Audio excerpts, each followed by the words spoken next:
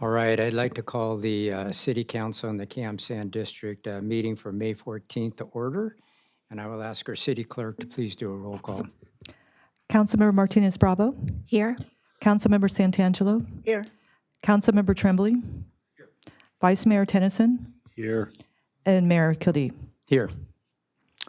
All right, so we have a quorum, so we're going to go into closed session, I believe, on 3 items, and I'm going to have Counselor, would you please read the reasons why we're going to go into closed session, please? Yes, thank you, Mayor and Council. We have a few items on closed session. We have 2 under anticipated litigation pursuant to Government Code Section 54956.9D4. We have labor negotiations pursuant to Government Code 54957.6. And we have 2 matters under existing litigation, which is the OPV Coalition versus Fox Canyon Groundwater Management Agency and VCC AMG versus City and Costco. And if there's any reportable action, I'll make that report. Okay, thank you. So with that, we will go into closed session and be back at 5 o'clock.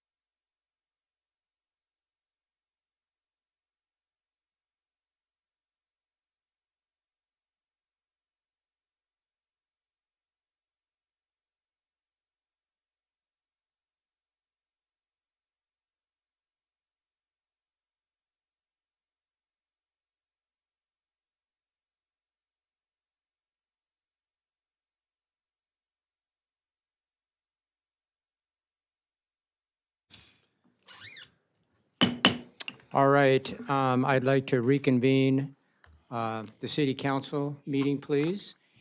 And I'd like to do, City Clerk, would you like to do the roll call, please, for the city council in the Camarillo Sanitary District, please? Yes, Councilmember Martinez Bravo, Here. Councilmember Santangelo, Councilmember Tremblay, Vice Mayor Tennyson, Here. and Mayor Kildee. Here. And Mr. Tremblay, would you lead us in the flag salute tonight, please? Yes, would you please join me in the Pledge of Allegiance? I pledge allegiance to the flag of the United States of America and to the republic for which it stands, one nation, under God, indivisible, with liberty and justice for all.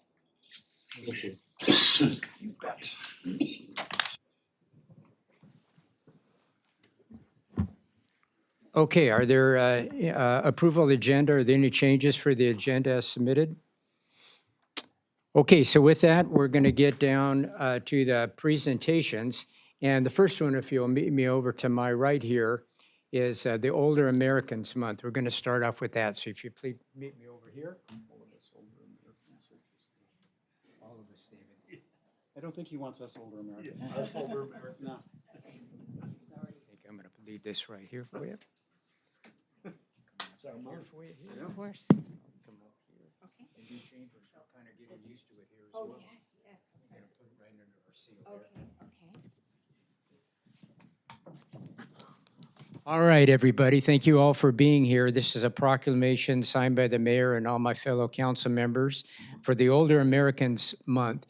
And because I'm a member of the Older Americans Month too, I'm not going to read everything's on here, but I'm going to read just a little bit of it, and then I'm going to turn it over.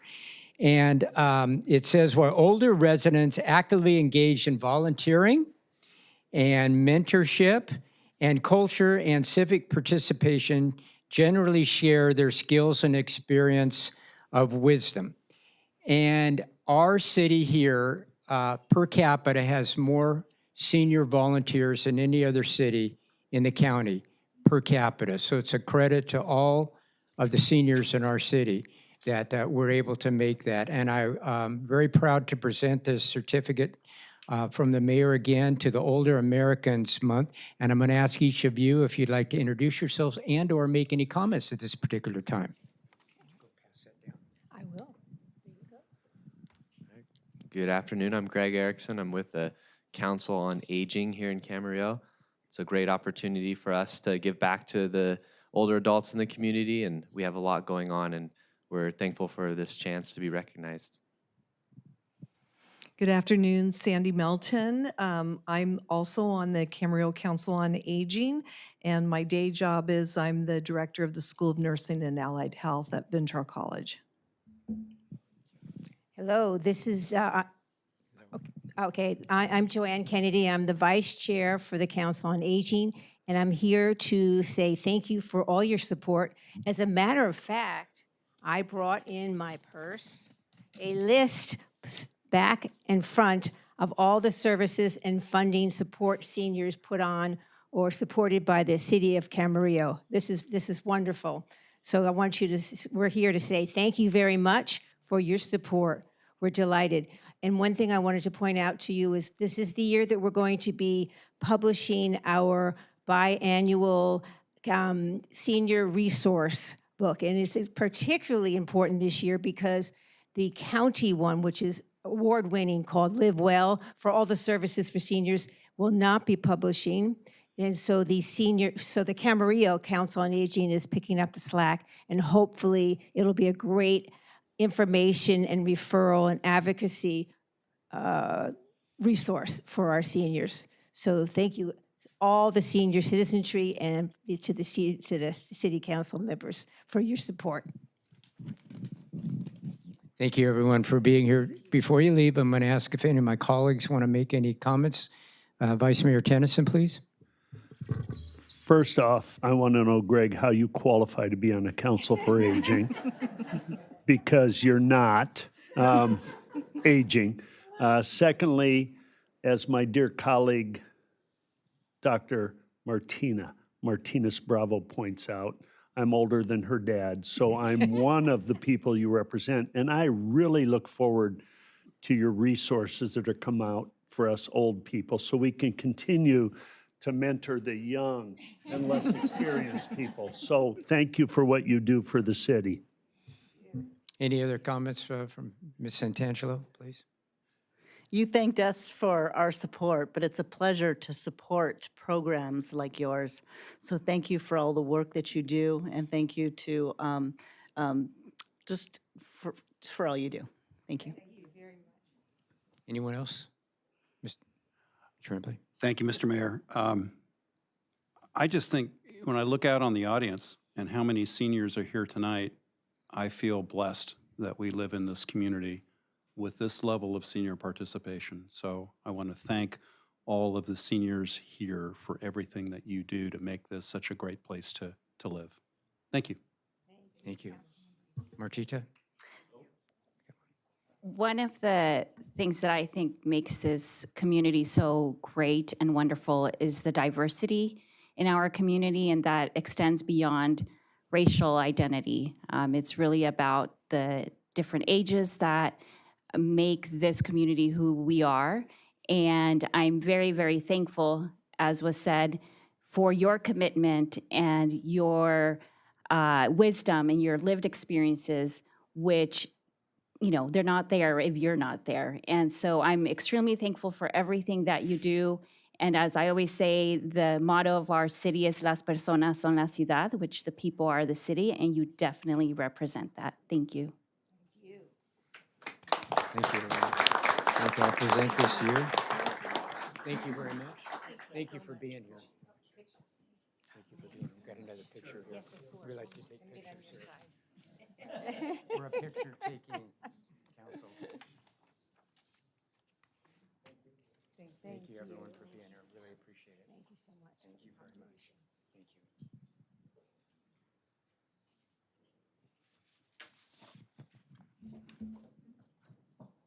All right, so next we're going to have the Adolfo Camarillo High School California State Wrestling Champion. We've never had that in our city. I'm going to ask Trinity if she'd like to come up here with me. Yay.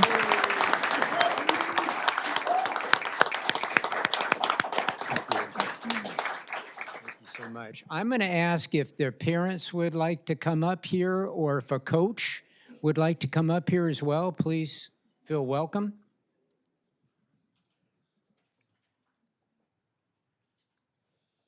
All right. And I'm going to start off. This is certificate of recognition, Trinity. I've never been able to present this to a state champion. And my golly, look at her jacket. That is awesome. Trinity, can you turn around in the back? Look at that. Wow, that is really, really cool. Love it. So, it's a historic achievement, as I've said, and you're the first time that Camarillo's ever had a state champion. And you have a list of accolades. So I'm going to ask, could I ask the coach if you want to go through some of her accolades? They're very, very impressive. All right, well, thank you guys for having us. On behalf of the Camarillo Wrestling Program, we'd like to thank the city for taking time to recognize Trinity and her accomplishments. I had to make myself a little cheat sheet just to remember everything she's done. So first of all, she's been a 4-year varsity wrestler for our program. On the mat, she's known as Trin Train or the T-Train. Her career record is 108-20, most of her wins coming by first-round pins. A 4-time Coastal Canyon League champion.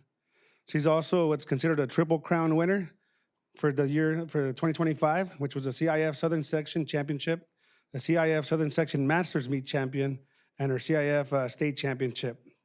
She's the first wrestler to become a state champion boy or girl in Camarillo history. Also the first female state champion in the history of the Oxnard Union High School District. She's one of 6 state champions in the county, and she'll be attending Cal Poly St. Louis Obispo as a member of their track and field team. And as her coaches, we want to remind her that her legacy is now cemented in the history of this program, and the future wrestlers will look up to the path she's paved. Congratulations. Trinity, would you like to say a few words? Sure. Speak right in that microphone if you would.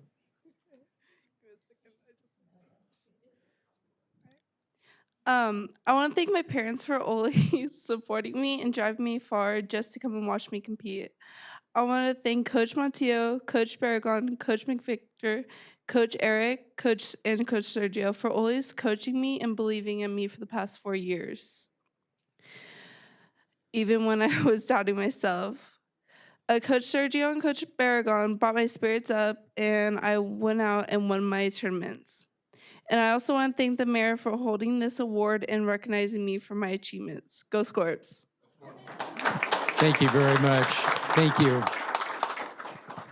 Trinity, I want to present this, and I also want to thank personally, and I know our council too, for all your coaches, all your friends, all your family. It takes a whole bunch to be able to do this. Again, I'm not aware of anybody in the city that's ever won a state championship. So I want to present this to you, Trinity. I want to thank all of those that helped Trinity on her journey. That's very, very special. And thank you for being here. Thank you.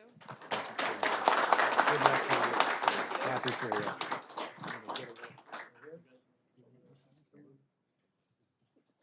Balance it out a little bit here.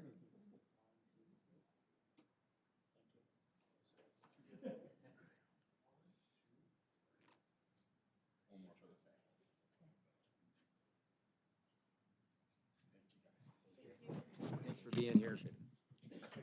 Thanks for being here. Thanks for being here. Special night.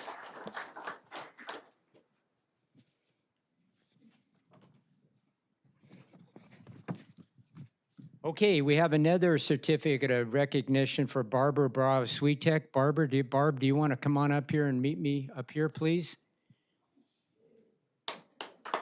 Congratulations.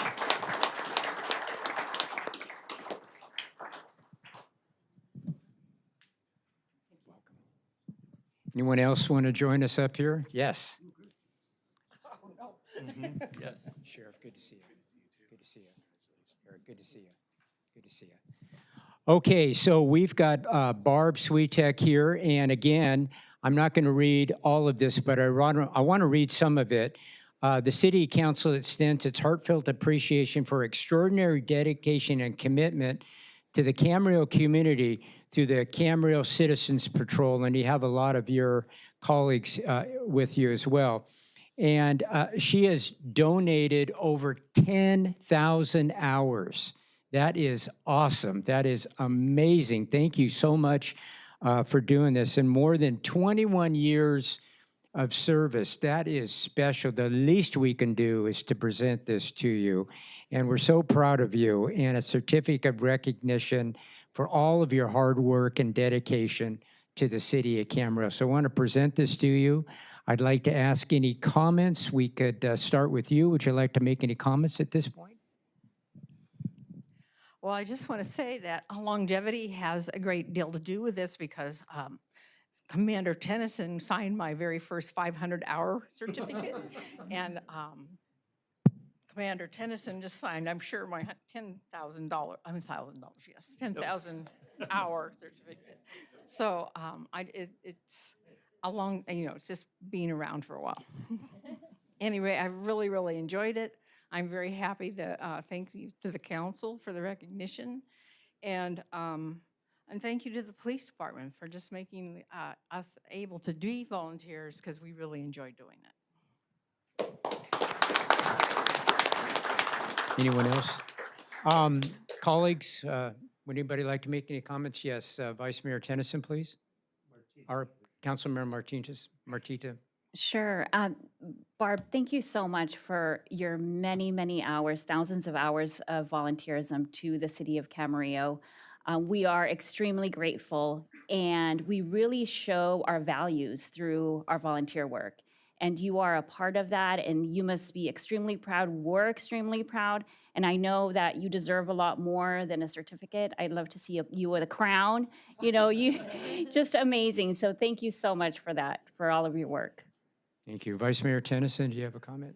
I do. I just want to thank you for your service. We have always relied upon volunteers, especially at the police department, but citywide with Citizen Patrol and DART.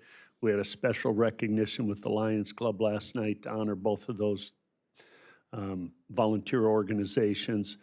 And you didn't have to point out the 9,500-hour differential before the first Commander Tennyson and the second, but that got pointed out last night as well. And I will just say, we owe you an extreme debt of gratitude, and I'm glad that 9,500 hours ago I didn't scare you away. Any other comments? Susan, would you like to make a comment? Barb, thank you so much for your service. As was said before, the city doesn't work without volunteers, and neither does the police department. So thank you very much, and good luck to you. Mr. Tremblay? We have a longstanding tradition on this council that if we agree wholeheartedly with what our colleagues have said, we simply say ditto. So at the risk of being uncharacteristically succinct for me, ditto.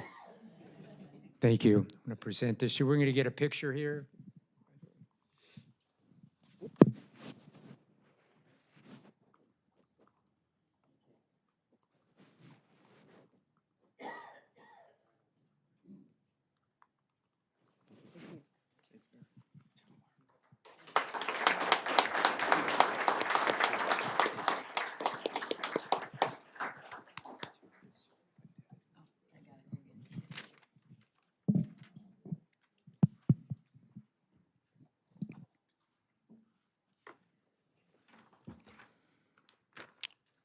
Thank you, everybody. It's a special evening.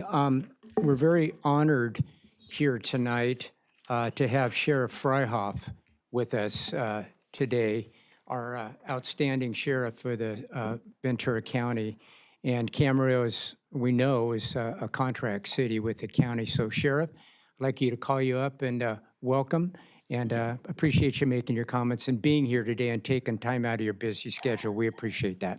Well, thank you very much, Mayor, Vice Mayor, Council, and city staff, and the Camarillo community, and certainly our volunteers from our police department. I did get to stop by last night at the award ceremony for the Lions Club for both our DART volunteer group as well as our policing volunteer group. And volunteering and helping the police department out is really special. And I had an opportunity to share earlier today at a panel discussion that both Commander Tennyson and I were on that said, we're fully staffed as a sheriff's office right now. Oh, congratulations. Which is unusual in policing this time. There's a lot of agencies that are really struggling to hire. We don't have that problem, and that's because of the wonderful communities that we serve. Our communities are very pro-public safety, pro-law enforcement, and I would like to believe that's because the way our people treat our communities garners that support. We can't do our job without our community's help. And like you said, the city is the people, right? That is the motto, and that is true for this whole county. And I pass that message on to all of our staff. We are not at war with the community we're serving. We are working together to focus on a very small number of people causing harm, many of whom don't come from our county. And that's the group that we're going to focus on, and with intent, try and keep our community safe. And so I think volunteerism serves a couple of services. One, it provides us a great service for free, but also provides an opportunity for our seniors who are looking for a second career. In 21 years, Barb's been doing this. That's a second career that she's been volunteering for. That allows for our seniors to have meaning, belonging, and an opportunity to stay engaged, which is key to life. And if you are able to stay engaged and do meaningful work, you're going to live a very long life. That's why you say longevity. Well, the longevity is because you're keeping yourself busy. My dad had injured himself, earlier than he should have, and he was laid up. And was not able to move around as much, and unfortunately died much earlier than he should have. And I told my mom, I said, now you have to keep moving. There's not a you to take care of you like you took care of Dad. So you've got to get out, walk the dog, and be engaged and be involved. And so it's nice that the city has so many opportunities for our seniors to be engaged in and pick something they're really passionate about to have belonging. So I just want to make a point of, trying to come to our councils, once or twice a year to get out and just say hi and thank you. Thank you for allowing us to provide your police services here in the city of Camarillo. I know Chief Tennyson is doing a fantastic job, and I'm thrilled with all the work he's doing and taking great care of the community here in Camarillo. Thank you. Thanks for being here, Sheriff. I was going to ask, thank you so much. Any council have any comments or anything that's not often we get the sheriff here? So is there any comments or anything you'd like to talk about? No. I've worked for him too. Councilmember Sheriff Freihoff, thank you so much for the service that your entire department provides. We're extremely lucky to have the Ventura County Sheriffs here. We just celebrated Law Dinner, where we provide a little bit of that celebration to honor such wonderful service that's being provided to our community and keeping it safe. And I know that doesn't happen by its own. It happens due to wonderful leadership. So I thank you. I also thank Chief Tennyson, who has been absolutely amazing, especially during these times. He just goes above and beyond to truly reach out to the community. And I'll give you one example. 2 days ago, as I was entering Somis Ranch, which is adjacent to Camarillo, there were 2 teens that were coming out without bike helmets. And as a mom and, as a council member, I think the first thing is like, oh my goodness, these kids are going to get killed. And so I immediately reached out to Chief Tennyson, and he's already talked to a nonprofit organization to see if we can get these helmets out to not only those kids, but to the other children in that community. And that really shows how effective it is to have also a chief of police who is from this community, who is connected, and who is willing to just go above and beyond to make sure that not only people in Camarillo are being helped, but also those who are our neighbors and are a part of our community as well. So thank you very much, Chief Tennyson. Thank you for sharing that, Martita. Thank you. You're welcome. Anyone else? Susan? Thank you so much for being here tonight. It's really a pleasure for us to have you here. I know you're a very busy man. And thank you for what you said about volunteers. I think it's so important on both aspects that you mentioned, the service that they provide, but also in giving quality to their lives. Thank you for being here. Thank you very much, Councilmember. Yes. Ms. Tremblay? I desperately want to say ditto. But I need to add on to that, and that is that I'm privileged, Sheriff Ryoff, to, in the district that I'm privileged to be elected from, we have a number of folks who have just come recently to Ventura County to live. And one of the most consistent comments that I get is how wonderful it is to live in a community like this where law enforcement and the public are so supportive of one another, and there is such a sense of community, and that is directly attributable, and I tell them this, it's directly attributable to your leadership, Commander Tennyson's leadership, the leadership from the Citizen Patrol and DART, and just how our community is structured. So I want to thank you. And they're very surprised when I say, our community has enjoyed wonderful law enforcement services since the city's incorporation in 1964 from the Ventura County Sheriff's Office, and we are truly blessed. So that was way more than a ditto, so forgive me, but thank you and thanks for being here. No, thank you very much. And I will echo that and say, I'm standing on the shoulders of a lot of other great leaders that have made sure that the Sheriff's Office here in Ventura County provides excellent service to our community. We are a community-forward organization. We know we can't do this alone, and we treat our community accordingly. Vice Mayor I Tennyson? can't let everybody else talk without saying something, but Sheriff, I will not embarrass you. I will merely I know you say- could. I probably could. I will say ditto. I'm proud to have been a member of the family that you now lead. I'm proud of the service of the Camarillo Police Department under the auspices of the Ventura County Sheriff's Office.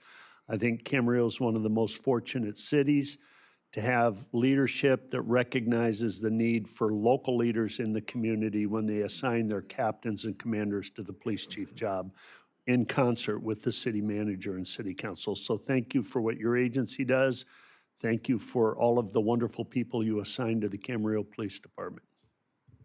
Sheriff, just before you go, I want to also state that as a city and our residents, we're so proud that we still have the Law Day Dinner. We're the only city in the county that does that. Unfortunately, we've been able to do that for 60 years. And my opening statement was I wanted everybody to know that I had not attended all 60 of them. I wanted to squelch that rumor real quick there. But it's our way of giving back to the deputies and the personnel at the Camarillo Police Department with our Commander Tennyson's here.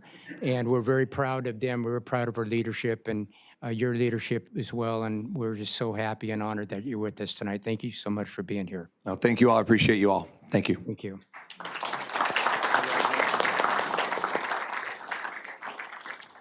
All right, that gets us down to the general public comments. Madam Clerk, do we have any speakers on issues that are not on the agenda tonight?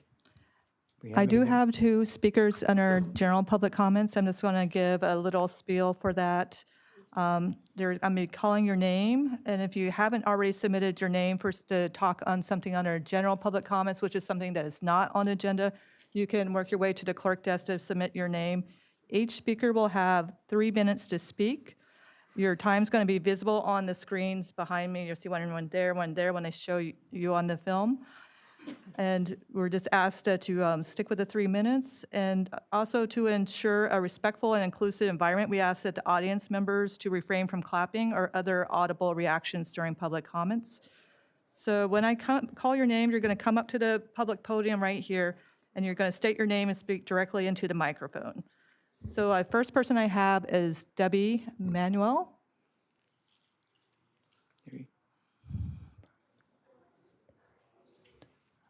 Welcome. Debbie. Hello, thank you so much for giving me the 3 minutes time. The reason I'm here is because I have written to all of you. I have called maybe 30, 40 times in regards to an issue behind our house. I did not receive anything back, but the issue is that the city planted 5 trees behind our house, and it drops yellow flowers, seeds, pods into our pool, and we have to. We're on our third heating pump. We've had to replace everything several times in the last handful of years.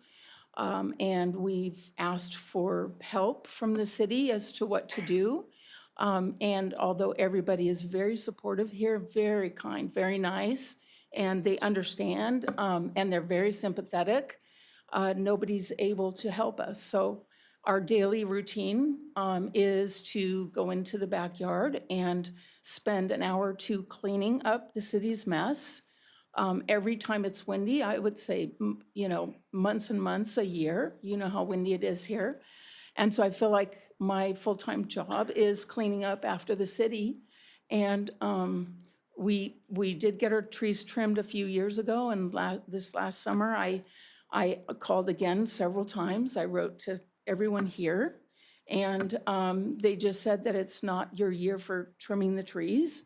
And that, there's nothing that they could do. And I just feel like after, several years of having to clean up this mess on a daily basis and having to pay for the damage to our pool, that it was time to come and see if somebody would be willing to help.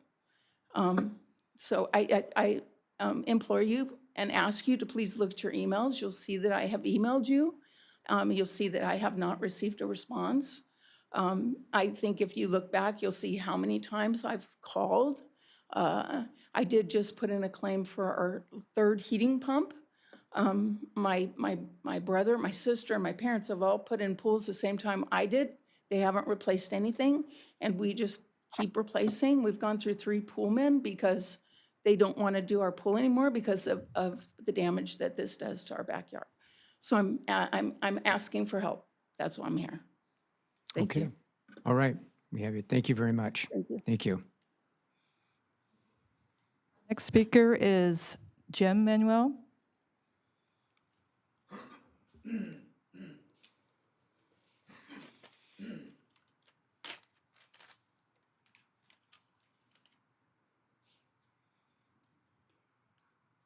Mayor, Councilman, my name is Jim Manuel. I live at 1774 Paseo Castile in Camarillo, 93010, and Debbie's my wife. I was coming out of Trader Joe's about 5 years ago, and I had a cart, and there's a crosswalk there. And I looked up, and there's a stop sign, and a young girl was driving a car and texting, and she ran through the stop sign, and I tried to get out of the way, and she T-boned me. And as you can see walking up here, I've got a titanium rod in my hip. It fractured the femur in 3 places, and I've got a screw about that long holding my hip together. And I use that pool as part of my therapy and to allow me to keep working. And we spend so much time with these 5 trees. My next door neighbor is a well-known pediatrician. He doesn't have those same type of trees that I do. My other neighbor on the other side is a Columbia Law School securities attorney, and she has different trees, and I'm the only one that has a pool, and I'm the guy with the bad luck. It sheds, and we spend hours a day with a blower, and as you can see, I can't get around with the blower, and that leaves it on my wife. We can't get the quiet, useful benefit of that pool and for the therapy that I need because they can't seem to do anything about those trees. It sounds like a simple problem. I volunteered one time, let me put new trees in. Let me do whatever we can do. I'm imploring you to really look at this and think about that. If it were you with the broken hip and broken femur, would you like the quiet use of your pool without having it continually break down, repair costs go on, and have pool men that have said, no, you can't fire me, I quit. I don't want to clean your pool any longer. I need help, and I implore you to think about doing that for us. We've asked several times, but it's reached a stage that we need to ask you, look at your correspondence with us. We've done this over and over and over, and we're crying out for help. I want to thank you for maybe considering it, and I think Camarillo is a wonderful place to live. I've lived here since 1982. 2 of my children live here. We love this community. I think we can accomplish this goal for me if we'll just try. So thank you very much. Thank you. Thank you, Mr. Chair. Mayor, Yes. could I just ask for his address one more time? Excuse me. I'm not a good dancer anymore. 1774, 2 words, Paseo, P-A-S-E-O, Castile, C-A-S-T-I-L-L-E, Camarillo, 93010. It's just south of Locker Park. So thank you very much. Thank you. And Mr. Mayor, Yes. I know there's only so much we can say because of the Brown Act, but I just want to make sure that staff can follow up with them on this topic. It's the first that I hear, so I'll double check my emails and my junk email, my other folder that it sometimes goes to. But I really would appreciate if staff can follow up on that and then report back to council as well.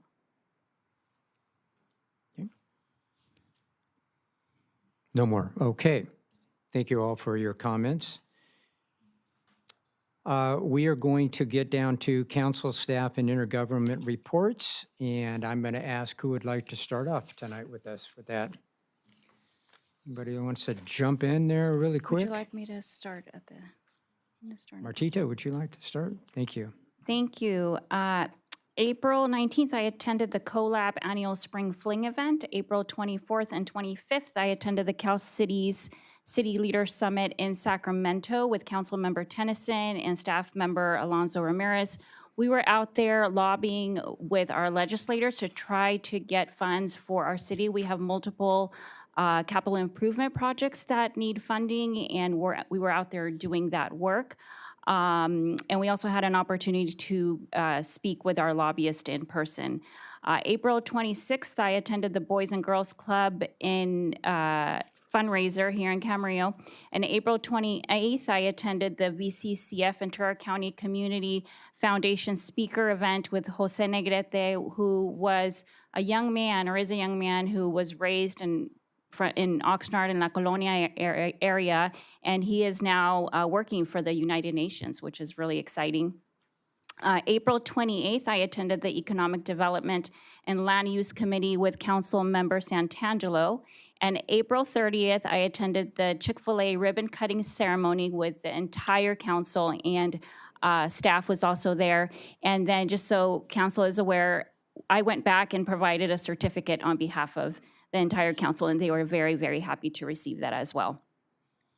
April 30th, I attended the Williams Homes ribbon cutting ceremony. And May 6th, I attended the 9th annual Take 5 and Read to Kids at Dos Caminos. So I was able to go and read bilingual books to our little kiddos at Dos Caminos school, to the little preschoolers. May 6th, I attended the Law Day dinner celebrating our local Camarillo Police Department. And May 8th, I attended the Visit Camarillo Annual Tourism Luncheon with staff, and Councilmember Tennyson and Councilmember Santangelo were there. Vice Mayor Tennyson and I were honored to present 2 awards to 2 wonderful individuals, one to Elaine Kelly, who is the director of the Camarillo Outlets, and the other one was to Anthony Mattern, who is the general manager from Hampton Inn and Suites. And May 9th, I also met with the executive director of the Santa Barbara Zoo, Mr. Charles Hopper. He is working, or the organization is working on expanding their mission and focusing on sustainability. And they have an upcoming partnership with Cal State University of Channel Islands, which is really exciting. And May 9th, I was also honored to serve as the keynote speaker for the Latino graduation at Thousand Oaks High School. So I was honored to be invited to that. And May 12th, I attended the California CSUCI Site Authority Financial Audit Entrance Meeting. And that is all that I have to report. Thank you. You're Anyone welcome. else like to go? Vice Mayor Tennyson? Some of this will be repetitive. April 24th and 25th, I attended the Cal Cities Leader Summit and legislative visits. On April 26th, I stopped in here to the council chambers for the public meeting to discuss water and sewer rates. It was an open house for all interested residents. April 30th, I got my free chicken sandwich at Chick-fil-A. Never thought I'd eat a chicken sandwich for breakfast, but now I'm open to chicken and waffles for breakfast after that. April 26th, I had the honor of attending the Boys and Girls Club annual gala. It was a nautical theme.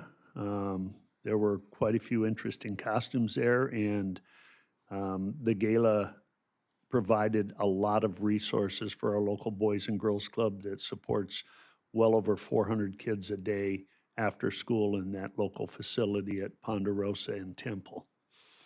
On April 30th through May 2nd, along with city staff member Alonso Ramirez, who I kindly refer to as my babysitter appointed by the city manager, we attended the Southern California Association of Governments regional planning organization for Ventura, LA, I believe portions of Orange County and San Bernardino County. It was an interesting meeting, conference. It was their 60th annual conference, I believe. A lot of the focus for SCAG in the next 3 years is on transportation, especially because of the Olympics coming to Los Angeles in 2028, and transportation isn't just focusing on LA venues, but venues outside of Los Angeles, because we know that we're going to have visitors in our county and our city, and they want to do things to make it efficient for the visitors to get to the various venues throughout the counties. On May 6th, I had the privilege of attending the annual Law Day dinner, and as had been stated, Camarillo is the only city in the county that does this. They've done it for 60 years. They had one off year because of COVID, and I know from my past profession that the people at the Camarillo Police Department appreciate the homage that the city pays to them by hosting this event. They have a great time. It's an opportunity for them to get together with their significant others, their wives, their husbands, and have an evening of entertainment, a nice dinner, and dancing. I also attended the annual tourism luncheon at Camarillo Grove Park, and the biggest takeaway I got from that out of our keynote speaker is make work suck less.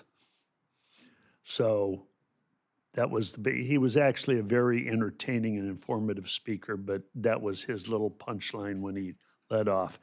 Today, I attended the West Ventura County Business Alliance Lunch Series, and it was focused on law enforcement. Sheriff Jim Freihoff was there. District Attorney Eric Nazarenko was there. Oxnard Police Chief Jason Benitez was there, and our own Police Chief Commander Tennyson was there, and it was a very informative series. touching on technology in law enforcement, community outreach, and the importance of creating those relationships in the community so that law enforcement could respond to needs. And as the sheriff said earlier, we're focusing on a very small percentage of people that cause the problem for the residents, and they're policing smarter than they did in the old days when I was with law enforcement. So I appreciate that. Thank you. Thank you. Ms. Santangelo, would you like to go? Okay, on April 28th, I attended the Economic Development and Land Use Committee meeting. On April 29th, I attended the Healthy Camarillo Ad Hoc Committee. On April 30th, I attended the Chick-fil-A grand opening, and then that afternoon, the Williams Home Palmera grand opening. On May 6th, I attended the Law Day dinner with my colleagues. On May 8th, I attended the Visit Camarillo Tourism Luncheon, and then that evening, the Ventura County Airport Authority. On May 9th, I attended the Vaughn's gas station ribbon cutting ceremony. And earlier today, I too was at the West Ventura County Business Association Statement Lunch Series with our chief and Sheriff Freihoff and the two others. It was a really nice lunch today. Thank you. Mr. Tremblay? We have a lot of guests here. You may not realize that we are required to report on meetings that we attend on behalf of the city and the regional boards that we're on. So that's why you're hearing this. And so pardon me for being, this is going to sound repetitive. On April 25, I had a meeting of the MetroLink Board of Directors in Los Angeles. On April 26th, the Boys and Girls Club dinner. On April 29th, Healthy Camarillo, which involves the city, Pleasant Valley Recreation and Park District, and the Camarillo Healthcare District. On April 30, the Chick-fil-A ribbon cutting. Also, the needs assessment meeting with Pleasant Valley Recreation and Park District and the Williams Homes opening. On May 1, I had an audit meeting with MetroLink. On May 2, I got to pinch hit for my colleague, Councilmember Santangelo, for the Clean Power Alliance Board of Directors, and I was privileged to sit in on that. On May 2, together with the city manager, I met with Senator Limon in Santa Barbara at her office. On May 3, attended the St. John's Hospital's dinner. On May 6, the Law Day dinner. On May 8th, Ventura County Airport Authority. On May 9th, two meetings, Fox Canyon Groundwater Management Agency Board and the Ventura County Transportation Commission. And then finally today, the West Ventura County Business Alliance lunch series. And that's it. Thanks. All right. Thank you very much. I also attended Water and Sewer Rates Open House on April 26th. The Boys and Girls Club Gala and Auction, I attended that as well. The Chick-fil-A ribbon cutting, if you get a chance to go there, please go there, it's great. Williams Homes ribbon cutting, I attended that as well. It's beautiful. If you get a chance to go down there and see that facility, it's beautiful. May 1st, I attended a VRSD meeting. And on May 9th, I attended the Vaughn's Express gas station and grand opening and ribbon cutting. And I want to thank my colleagues for pitch hitting for me when I was unable to attend the events. We have a very busy council here that supports each other, and I just want all of you to know that. I really appreciate that. Okay, so with that, that gets us down to consent calendar. Madam Clerk, do we have any cards on consent calendar? Yes, that's currently I have 5 individuals signed up. They want to speak on consent item number O. And so I'm going to be calling your names. When I call you, you're going to come up to the public podium. You're going to speak into the microphone. You'll have 3 minutes. You'll notice your time will be up on the screens here. I will also call the person that'll be right after you. So that when I call the second person, if you could come up in the aisle and be ready to go. So our first person is Ezra Kazab, and the next one will be Diana Bradley. So if Ezra could come up.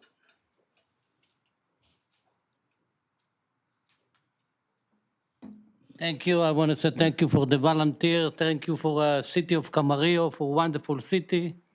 I just want to talk about the issue about the mobile home. Mobile home people coming to live simple life. And they have people that raise the rent, they raise the rent, they raise the rent in a legal way. But it's a lot of people have a lot of different issues. And it's very difficult to them to pay the bill every month. So I know he do it legally, but sometimes his humanity is better. People must help people, especially city of Camarillo, beautiful city. They cannot close their eyes and say, this is not my problem. It's all of us problem because there's a lot of people suffering every month to pay the bill. And thank you very much. Okay, and after Diana Bradley will be Julie Moore. Hello, council members. Over 100 California cities and counties have enacted a form of mobile home rent stabilization. This shows evidence of the mobile home owner's unique need for protection, which many local California governments recognize. Experience shows that in Camarillo, a rent ordinance is required if rents are to be stabilized and homeowners, especially seniors, protected from economic eviction, which high rents can cause. What is rent stabilization? The rent stabilization ordinance controls rents by a regulatory act of local government. The U.S. Supreme Court affirmed that state and local governments have broad power to regulate housing conditions in general and the landlord-tenant relationship in particular. When a landowner decides to rent his land to tenants, the government may place ceilings on the rents the landowner can charge. Why is rent stabilization needed in Camarillo? In Camarillo mobile home parks, a monopoly exists due to the high cost of moving homes and the absence of vacant spaces in our area. When a rent increase is sent to a homeowner, they are faced with either one, paying the increase, two, incurring a high cost to move the home, or three, simply abandoning their home. There is a high cost for homeowners to move the home, so this is rarely done. The California mobile home residency law states, quote, because of the high cost of moving mobile homes, which averages several thousands of dollars, plus another 10,000 set up in a new space, the requirements of installing a mobile home, the cost of landscaping and lot preparation, it is necessary that the owners of mobiles be provided with unique protection from actual or constructive eviction. Excessive rent increases in the absence of regulation are not theoretical. Many park owners have increased space rents multiple times yearly, resulting in mobile homes losing much of their value, becoming unmarketable. An appraiser's rule of thumb is that the value of a mobile home decreases by $10,000 for every $100 increase in the monthly rent. So if our homes are valued at $150,000 and the rent increases $100 this year, the home is now worth $140,000. This happens each year. So you can see why we are so concerned. Today, Camarillo City Council gives park owners free rein to charge any rent they choose. The only exception I'm would going to ask you be to please wrap a it up. I local don't rent mean to. control ordinance. In the absence of a mobile home rent stabilization ordinance, experience shows Will you excessive wrap it rents. up, please? One more Please. sentence. Rent stabilization may not be a solution for all homeowners' problems, but it is a consumer protection necessary to prevent excessive rent increases and may be the sole means of ensuring the you wrap survival it of up, please? Camarillo's mobile home lifestyle for seniors. Thank you very much. Thank you for your comments. Okay, the next one is Julie Moore, and after Julie will be Ricardo Hernandez. I'm going to make a comment. I want to be fair to everybody. I'm going to stick to the 3-minute rule. It's really important to hear what you're saying, but please, if you could keep it to the 3 minutes, that would be great. Proceed, please. Thank you. Thank you for having us here. We have a great representation of 3 mobile home parks that all have the same problem of increasing unaffordability to continue living there, including me. I'm Julie Moore, and I'm representing the Lamplighter of Camarillo. I've been there for over 10 years. My rent has doubled in the past 10 years. It's becoming more and more difficult for me, still working, to afford the rent space, which increases 5 to 6% a year. Our lamplighter is wonderful in the sense that it's a family park. It's the only family park, one of the very few in the county. And we have many disabled people living there for just $1,200 a month is their income, and they're renting a bedroom. And they will be homeless people eventually. If they cannot continue to rent there and their owners of their home have to vacate, or they have to be able to sell their home because they can't afford to live there. There was a survey done approximately 5 years ago comparing all of the mobile home parks in Ventura County. We were the second highest rent of all the mobile home parks in Ventura County. We had the second highest rent, which shows that it's becoming increasingly more difficult for us to afford rent. The other cities in the other surrounding areas have rent ordinance, have rent control, and much lower rent space, not Camarillo. We are way behind in being able to make it affordable for the average person that lives and wants to continue living in their mobile home here in Camarillo. So we are asking, in fairness to the middle-class people, the disabled people, and also the senior citizens, we want fairness to have a study and have a conclusion. There must be rent ordinance now in Camarillo, and there should not be any more procrastination done, because we have been up here for many years. This isn't the first time we've been up here. We've been up here for many times trying to explain our situation and be able to prove our situation in many ways, but we need your help. We need your committee to study the situation in depth to show that what we are complaining about is valid, and what we need is rent ordinance control as soon as possible, just like the Okay, other if you could wrap cities it in up, I'd Camarillo. appreciate We want to be included, just like the other Right. mobile homes in the Could you wrap county. it up, please? Thank you. Please, thank you very much. I appreciate your comments, I really do. Again, I'd like everybody to try to keep to the 3 minutes. I'm trying to be fair to everybody here. So again, I'm going to make the announcement for the second time. I don't want to go any further than this, but if you would please keep your comments to 3 minutes, it would be appreciated. Okay. Madam Clerk, do we have anybody else? Yes, we have Ricardo Hernandez, and the last one after Ricardo is Michelle Bourne.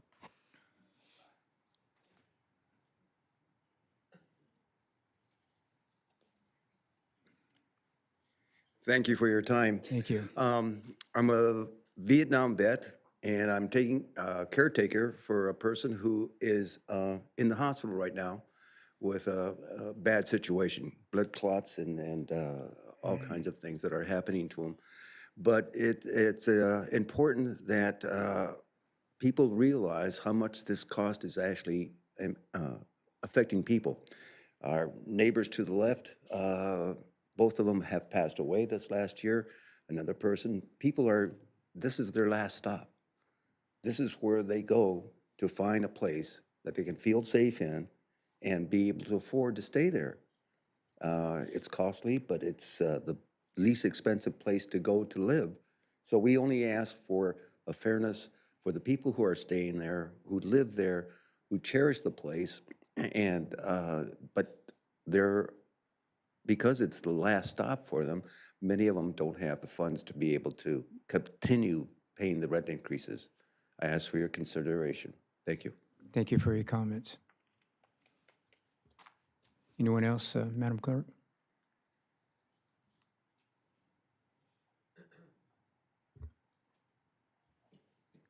Michelle Bourne.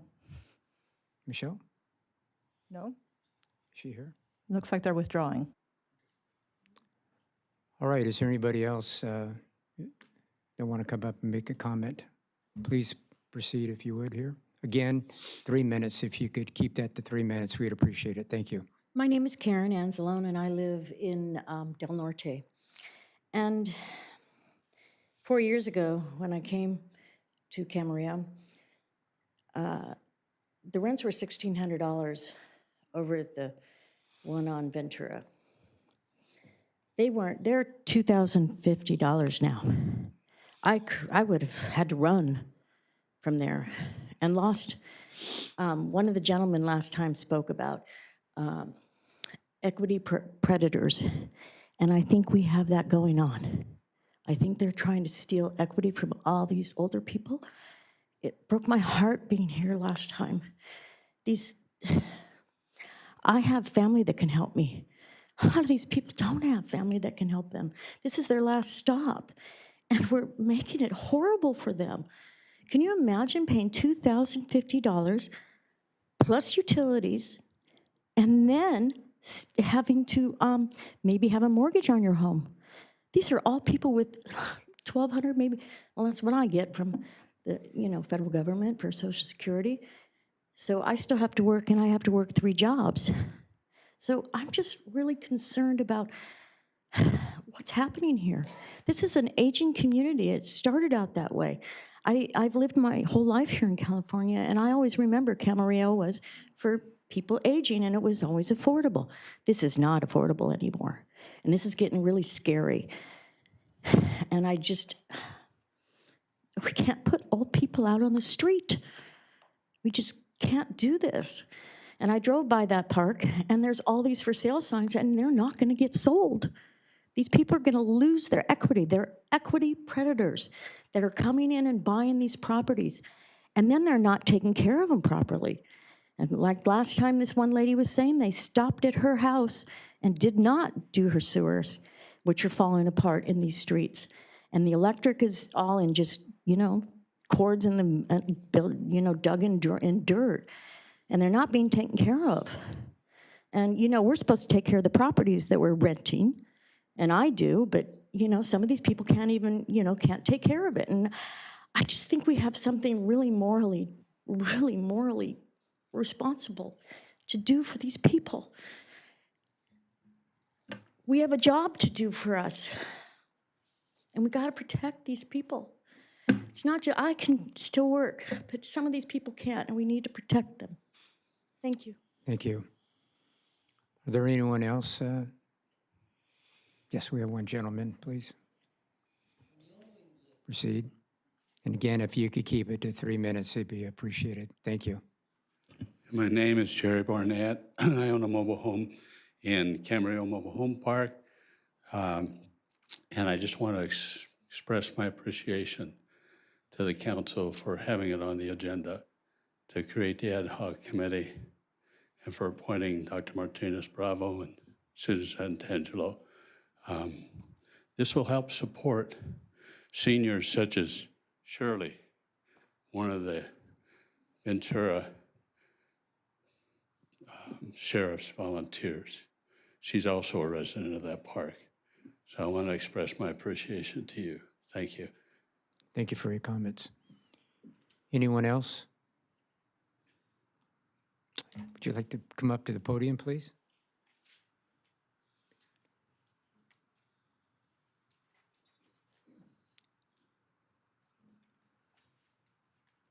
And then again, if you could keep it to 3 minutes, I'd appreciate it. Thank you. Hi, my name is Suzette Marroquin. I live in the Lamplighter Camarillo mobile home park, and I'm here to represent my family and just all the families that are there. That is the only mobile home park in Camarillo and in the surrounding areas that is family owned. The rest are seniors, and I know that seniors need help, families need help as well, and it just basically a mobile home for us as a family represents, stability, and the raises in the rent are very high. For us, a mobile home was a step into ownership which is great for any individual. And just these rents have made it really difficult for us to keep the plan of maybe saving as a family and being able to buy a home. But the races are just too much. And my main concern is that these companies, we are regulated as, homeowners. We're regulated by the city of Camarillo, by the HCD, just by everyone. But who regulates these companies? We need help from you guys. I don't know the process or anything like that, how everything works, but I do hope, and I ask you to represent the citizens here in Camarillo, seniors mainly, but also families who want to improve their lives and sometimes, work long hours and it's incredible to have seniors work 3 jobs. It's not, it's crazy. But to me, being here in the United States is, I appreciate and I thank the fact that we're able to come here and be able to ask you guys for help. So just wanted to say that and hope that you guys can hear this part of the community here in Camarillo. And thank you very much. Thank you for your comments. Anyone else here like to make a comment? All right. Any questions by the council at this particular time? Any council members have any questions? Yeah, Vice Mayor Tennyson. Not a question, just a quick statement. I think that city staff and council. Oh, I'm sorry. Oops. David, I'm Yep. sorry. Can I make a apologize. quick comment? Yes. My name Proceed. is. Could you move Yes. that microphone down, please? This one? Yeah, either one that you feel comfortable. There? Yeah, that's good. Thank you. Okay. Hi, my name is Blanca Macias, and I live in Lamplighter, Camarillo as well. And since December 2023, our life changed because my son was diagnosed with cancer, and we've been struggled since then. See, he's not able to work so far, and the rent is increasing every year. And it's been very hard the last 2 years for us. So hopefully you can do something about it to stop the increasing for all of us, for all people who live there. The older, our families, life changes. Can you do something about it for all of us? Thank you. Thank you for your comments. Thank you. Again, I'll ask, would anybody else like to make a comment, public comment on this? Anybody coming forward? Yes, there's one, please.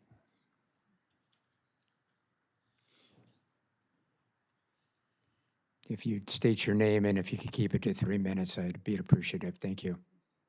Hi, my name's Judy Estrada. I'm from the Lamplighter Mobile Home Estates too. My home is paid off. It's my home.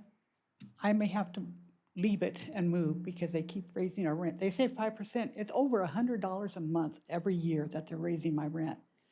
And then you get these notices to fix these things around your house. I can't afford to fix the things around my house. So you get these threats of evictions. My house inside, it's a 73-year-old house. It's falling apart inside. I can't fix the inside because I have to pay the rent. My son moved in with me to help me pay the rent. For a 40-year-old son to have to live with his mother again is, ridiculous. But this IPG, I hear it's IPG all over. Something has to be done about this corporation. I don't know how we go about it. I moved my kids here 30 years ago from Oxnard to this mobile home to keep them safe so they didn't get shot, because Camarillo is a really nice place to live. It was a big adjustment for us, but it's a really nice place to live. And I don't want to have to move my kid or and with them comes grandkids sometimes. I don't want to have to move them away. I really, how can we deal with this IPG? It's a corporation. They used to raise my rent, like it was Delaplane, Mr. Delaplane, who owned us. They used to raise our rent $4 or $5 a month every year. $4 or $5. These people want over $100 for over 200 mobile homes. And they have done nothing to increase the value of my home or to make my life better. We're always being kind of, it's like we have a warden. And she's just following the rules. I'd like, maybe the city can look into IPG because apparently it's something. Anyway, I may have to, my home is my home, but I can't sell it because it's falling apart. But I may have to move because I can't afford the space rent. I may have to just walk away from took a long time to pay for that home. Thank you very much. Thank you for your comments. Anyone else like to make a comment at this particular point? Okay, I don't see anybody else coming up. So with that, I'll ask council members, any questions or comments? Vice Mayor Tennyson? Just a quick comment. I think that city staff and council has shown that they took your concerns from a few weeks ago at the council meeting very seriously, hence the appointment of the ad hoc committee with 2 council members on it. And I'm sure city staff, if you've reached out to them and provided emails or addresses, will let you know as this process goes forward. So we heard you, we hear you again tonight, and the ad hoc committee will look into this and listen even further to your concerns and maybe give you more than 3 minutes, who knows. But we heard you, and staff heard you, and quickly met with the mayor to organize the ad hoc committee. Tonight's action will be to formalize his appointment of the 2 council members to this ad hoc committee. Any other comments or Martita? Thank you, Mayor. First of all, thank you to every single one of you who are here and who shared just a very brief part of your life in these 3 minutes, and truly for bringing yourself and bringing your vulnerability as well. I really appreciated that. Ditto to what Council Member or Vice Mayor Tennyson said. I consider myself a very empathic person and also data-driven, so I think it is very important that we continue to study this issue and bring it forward to our ad hoc committee. I did receive an email before the ad hoc committee was formed. I am aware that city staff met with, I think, about 80 folks or so. So thank you so much to city staff for doing that. And I didn't know who I could, so because of the Brown Act, I always say I don't want to go to council jail. So I wanted to make sure who I can speak with about this issue, since it's going to be Council Member Santangelo and I on the ad hoc committee. Now I can say that, yes, I'm happy to meet with you all. I think that was a request that came in before, and I'm happy to follow up on those emails that came through. But other than that, I'm fine with moving item O forward, along with the other items on the agenda. I don't know if it's time for that as well. Okay. There's a motion, and there is a second. Do a roll call, please. Councilmember Martinez Bravo? Yes. Councilmember Santangelo? Yes. Councilmember Tremblay? Yes. Vice Mayor Tennyson? Yes. And Mayor Kildee? Yes. Thank you all for your comments. Okay, that's going to get us down to the, if you may, that's going to get us down to the public hearing, and it's item T and U. It's going to be the water and sewer rates, and I'm going to ask Mark Uribe, our finance director, and Kevin Kostick, he's from Raftelis, our consultant, to say if they'd like to start us off tonight, please.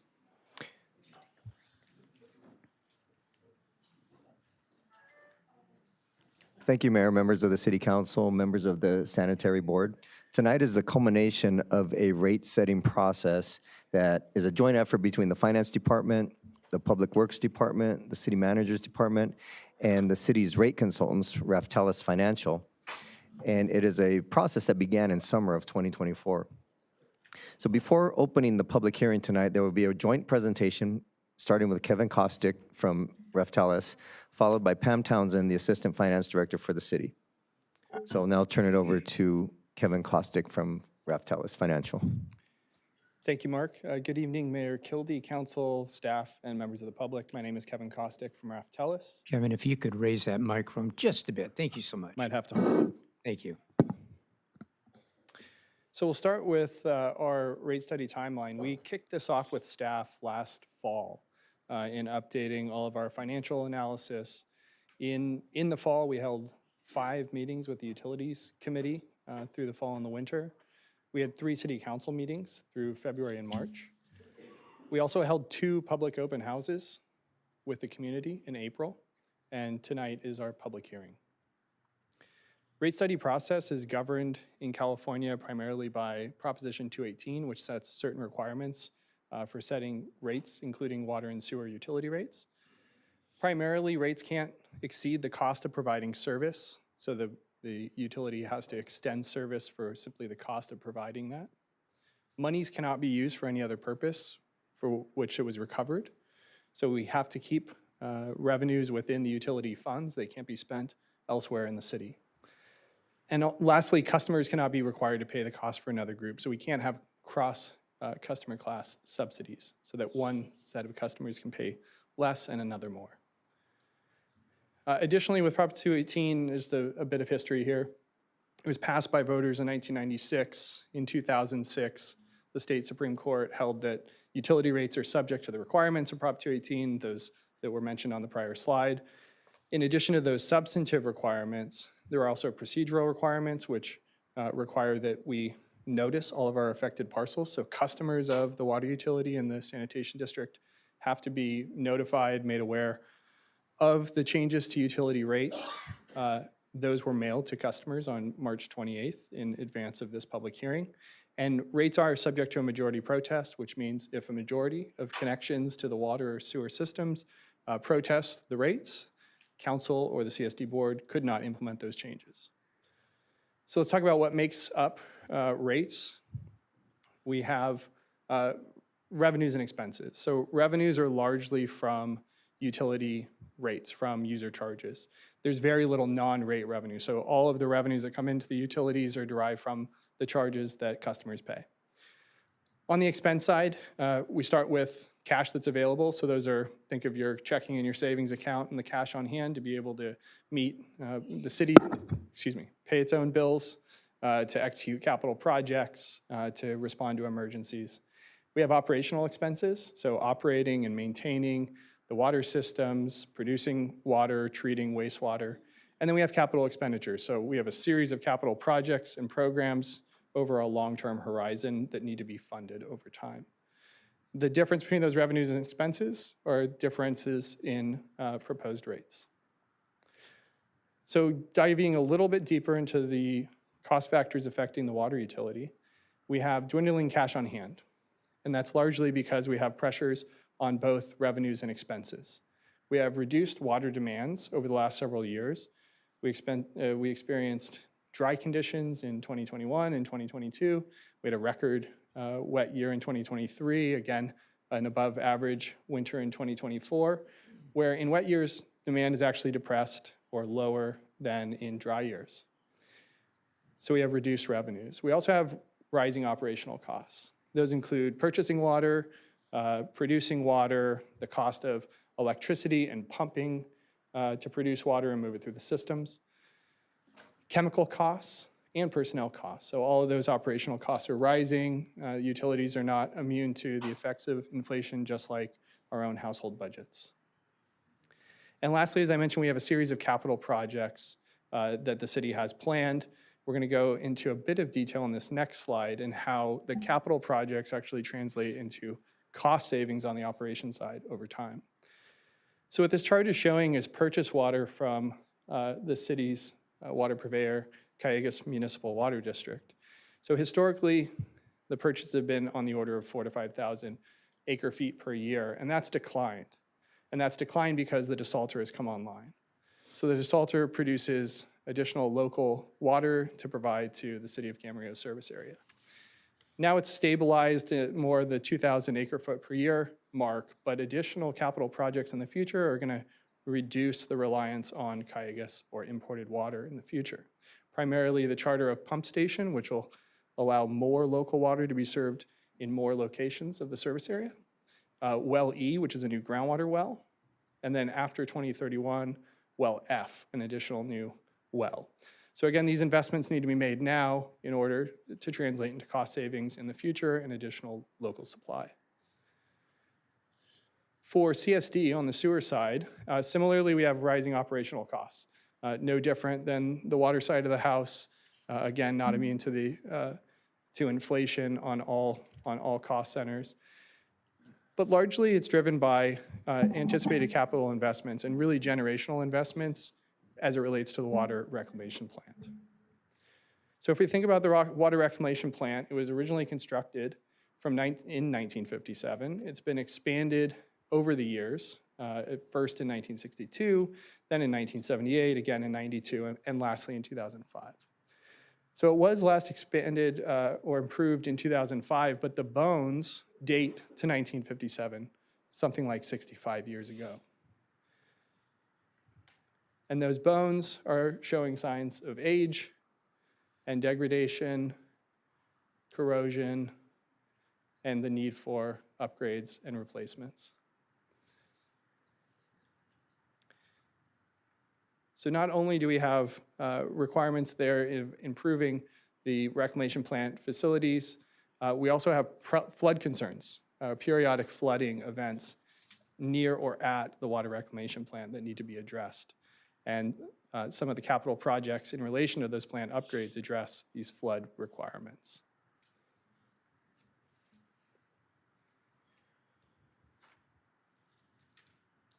So when we turn to proposed rates, we're going to look at a combined bill. So the rates are not shown. The rates are in the rate study report. They're also in the ordinance and the resolution that accompanies the public hearing tonight.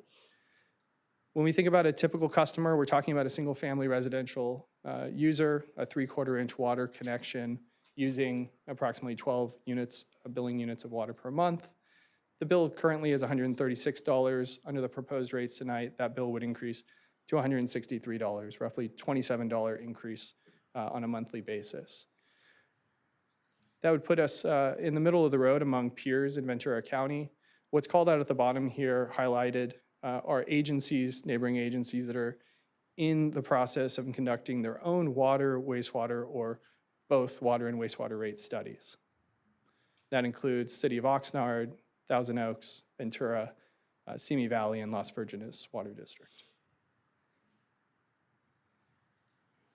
Thanks, Kevin. I wanted to take a quick minute to talk about some of the public outreach that the city staff and also our consultant have engaged in over the last few months. So we've had a multi-touchpoint engagement plan where we had in-person engagement. We talked earlier about the 2 informational open houses, and I'll touch on that in just a minute. We've also had 5 utility committee meetings. We've had 4 city council meetings or a hearing. We had the 3 city council meetings and then today's hearing. We also had some print media, so we sent out save the date postcards alerting everybody to our informational open houses and also letting them know that the Prop 218 notices were coming. Those were sent out to all parcels. We also sent out the Prop 218 notices in both English and Spanish. We sent out utility bill messages. We had news releases and an op-ed. We also engaged in some electronic media. We built a dedicated webpage that had frequently asked questions. We built a couple of explainer videos in both English and Spanish. We had the City Scene newsletter and the City e-news and a couple posts on social media. I want to talk really quickly about the informational open houses. We had 2 of those, one at the Camarillo Library and one here in Council Chambers. That was April 8th and April 26th. They were well attended. It was an open discussion. There was a lot of Q&A, and a lot of folks came out to chat. And now I want to switch gears and talk about Proposition 218 and also AB 2257. So AB 2257 is relatively new. It became effective January 1st of 2025. It added a couple sections to the government code But most importantly, it allows property owners to submit written substantive objections to the proposed water or sewer rates, and it requires local agencies to provide written responses to all of those timely objections. All objections and the city's responses have been made part of the record, and they're attached to this agenda item. And the tally for that, the deadline was Monday, May 12th at 5 p.m., and the city had received 2 written objections for sewer, 1 written objection for water, and no written objections for airport. And now I'll switch gears and talk about the Proposition 218 tally. So this is where we're talking about protests. So folks who have written in to express concern or to protest the response or protest the rates. This was as of 3:30 today, May 14. We will continue to update this throughout the public hearing as to give you the most up-to-date number. But as of 3:30, we had received 211 validated protests for water,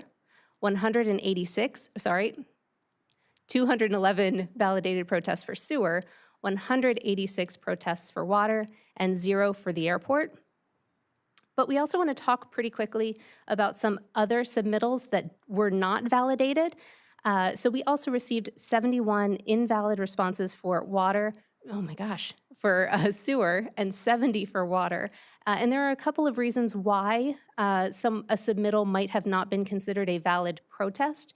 Those reasons include the address is not in the service area, so somebody may have written in and they actually live in the Pleasant Valley district or they live in Camarillo, but either way, they are not actually serviced by our water or sewer, or they did not provide an address, or they submitted duplicate submittals for the same parcel. So if 2 folks living in the same home, if one person submitted a protest, we counted the first, but not the second.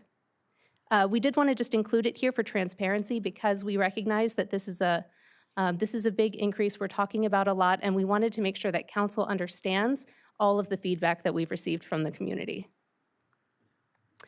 So here's a list of our total parcels. On the sewer side, we have 15,002 parcels. On the water side, we have 13,669, and we have 105 in airport. So the protest percent down at the bottom indicates the validated protests over the number of parcels. That number would have to be over 50% in order for a majority protest to exist, in which the proposed rates would not be able to be approved based on the limits of Prop 218. And with that, I'm going to send it over to the mayor to open the public hearing. Okay, thank you for that report. Little housekeeping before we go any further here. In order to facilitate this discussion, this joint hearing of the City Council Board, it may be advantageous for the council to acknowledge the mayor to serve as both chair for the council and the board. So if that is agreeable, I will need a motion to agree to that and a second. Second. There is a motion and a second. Any further discussion? No. Roll call vote, please. Councilmember Martinez Bravo? Yes. Councilmember Santangelo? Yes. Councilmember Tremblay? Vice Mayor Tennyson? Yes. Mayor Kildee? Yes. And if I could just state for the record, that was actually the sanitary district that was acquiescing. Correct. Okay, so with that, are there any questions of staff at this particular point? Any questions before we get to the opening the public hearing? Do you have any? Hearing none.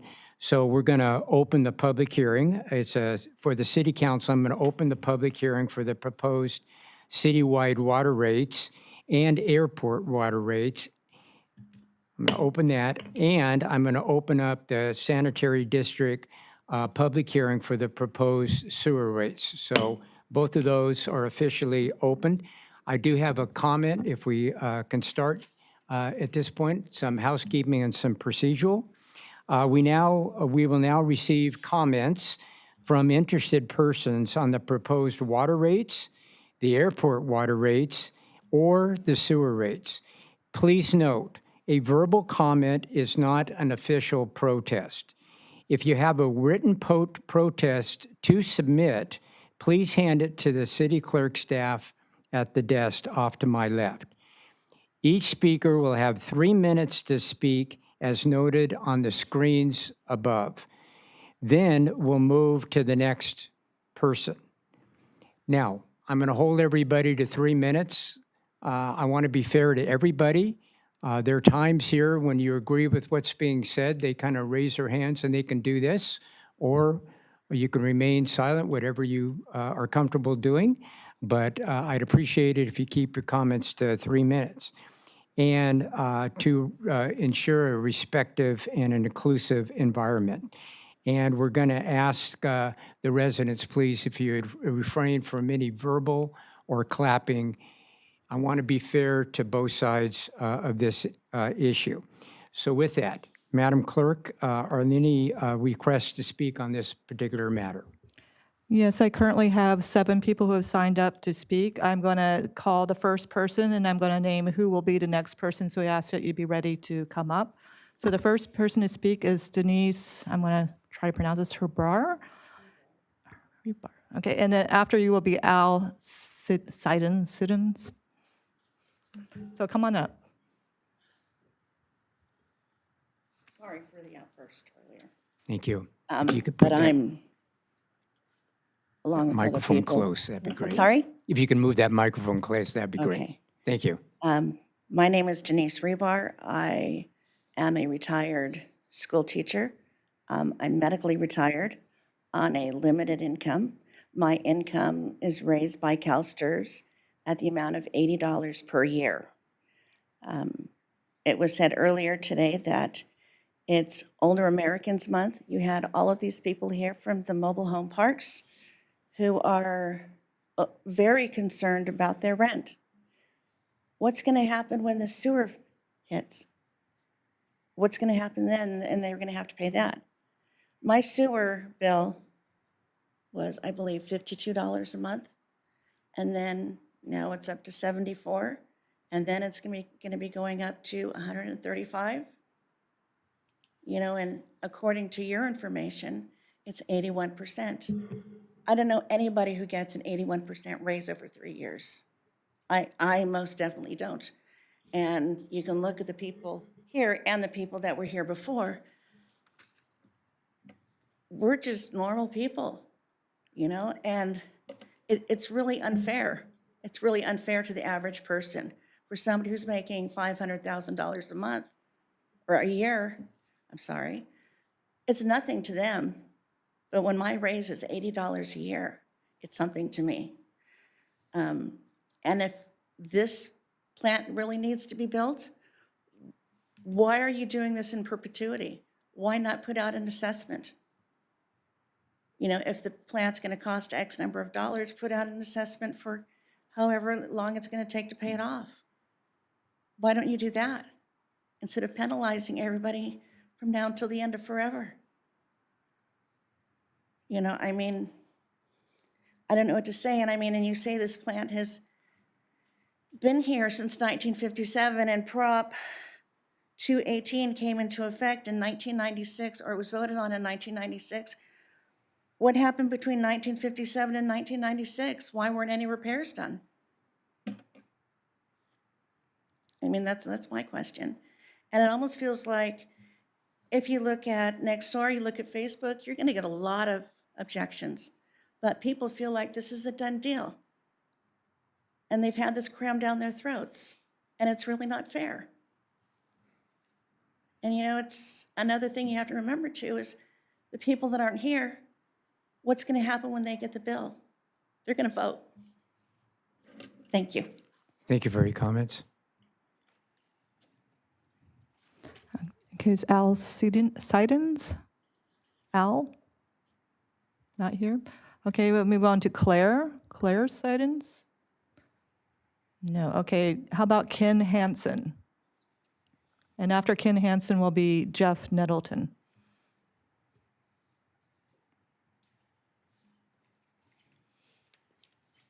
Could move that up, Ken, that'd be helpful, thank you. Thanks for hearing our input. I'm surprised that we don't have pitchforks and stuff. But people get busy and they're sometimes complacent, and that may be happening here. I hope you don't interpret the numbers as being, oh, well, we're fine with it. This 4 years out, this is a pretty high percentage. I believe it should be structured differently. And now I'll read what I composed. I believe the generational capital investment should be financed by bonds repaid through property taxes, which is a traditional way of an accepted way to finance long-term capital investments. Using bonds via property taxes also avoids unnecessary inflation of the rate structure. Property tax assessments could be separated into fixed fees per house and also assessments based on the value of the house, depending on what is seen as the fair way to allocate the cost. Capital investments should be financed by bonds without the return on investment margin that's normally provided for utilities. Only operational costs should be burdened by the ROI margin in the water and sewer rates. Only costs of project supervision by utility personnel are reasonable to be burdened in the ROI margin, not the amounts paid to contractors to actually build the project. That concludes my input. Thanks for listening. Thank you for your comments. Okay, now it's Jeff Nettleton, and after Jeff Nettleton will be Patricia Griffin. Good evening, ladies and gentlemen. How are you today? Good. I'm here because I've lived in Camarillo since 1994, and the water rates and the sewer rates have gone up exponentially since that time. And I understand that the city is growing, but we shouldn't be penalized because of conservation of water. Now, I know that the city has a big plan coming up to have Costco coming in. At least that's what the plan is overall. That sales tax that's going to be generated from Costco's sale and gas is going to be more than that the city needs, and they could subsidize that to pay for these projects, such as the reclamation plant, the sewer plant, and for the water rates, and for all the wells that need to be dug. Why are we putting it on the back of people that can't afford it, or can't, or in this case, they didn't look forward to those kind of rates over the 3 and 4 years that are projected out, which are substantial. Now, it was brought up that the protests are turned in, but council members did attend these, question and answer open houses. And at those open houses, how many people came up and said, yes, I'm in favor of all these hikes? I'll bet you didn't get one. Not one. And with all that in mind,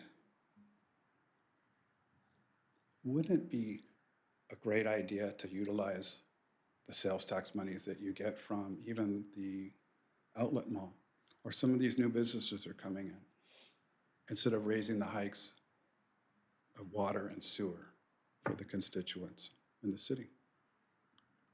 Just an idea. Thank you for your time. Thank you. Okay, now it's Patricia Griffin, and after Patricia will be Matt Flood, and that's all that's signed up at this time.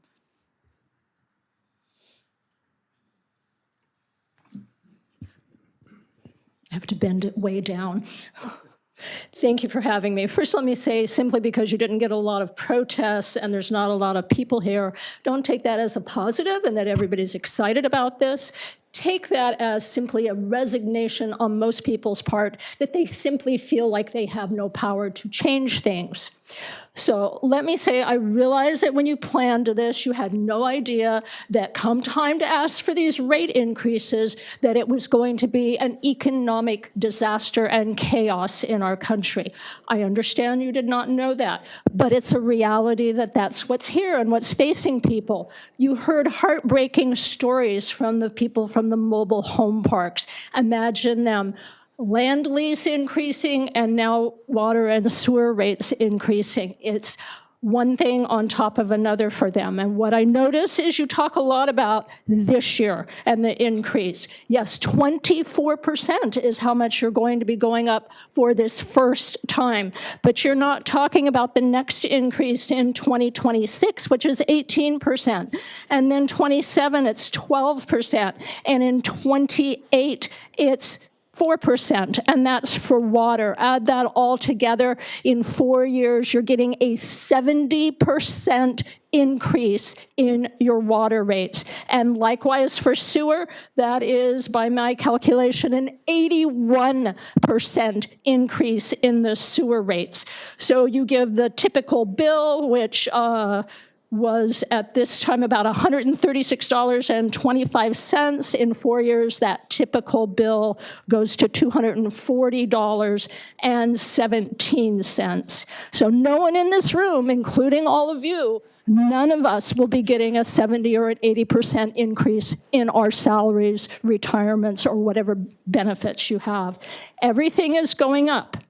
So I have a few thoughts and suggestions. I heard someone else talking about bonds.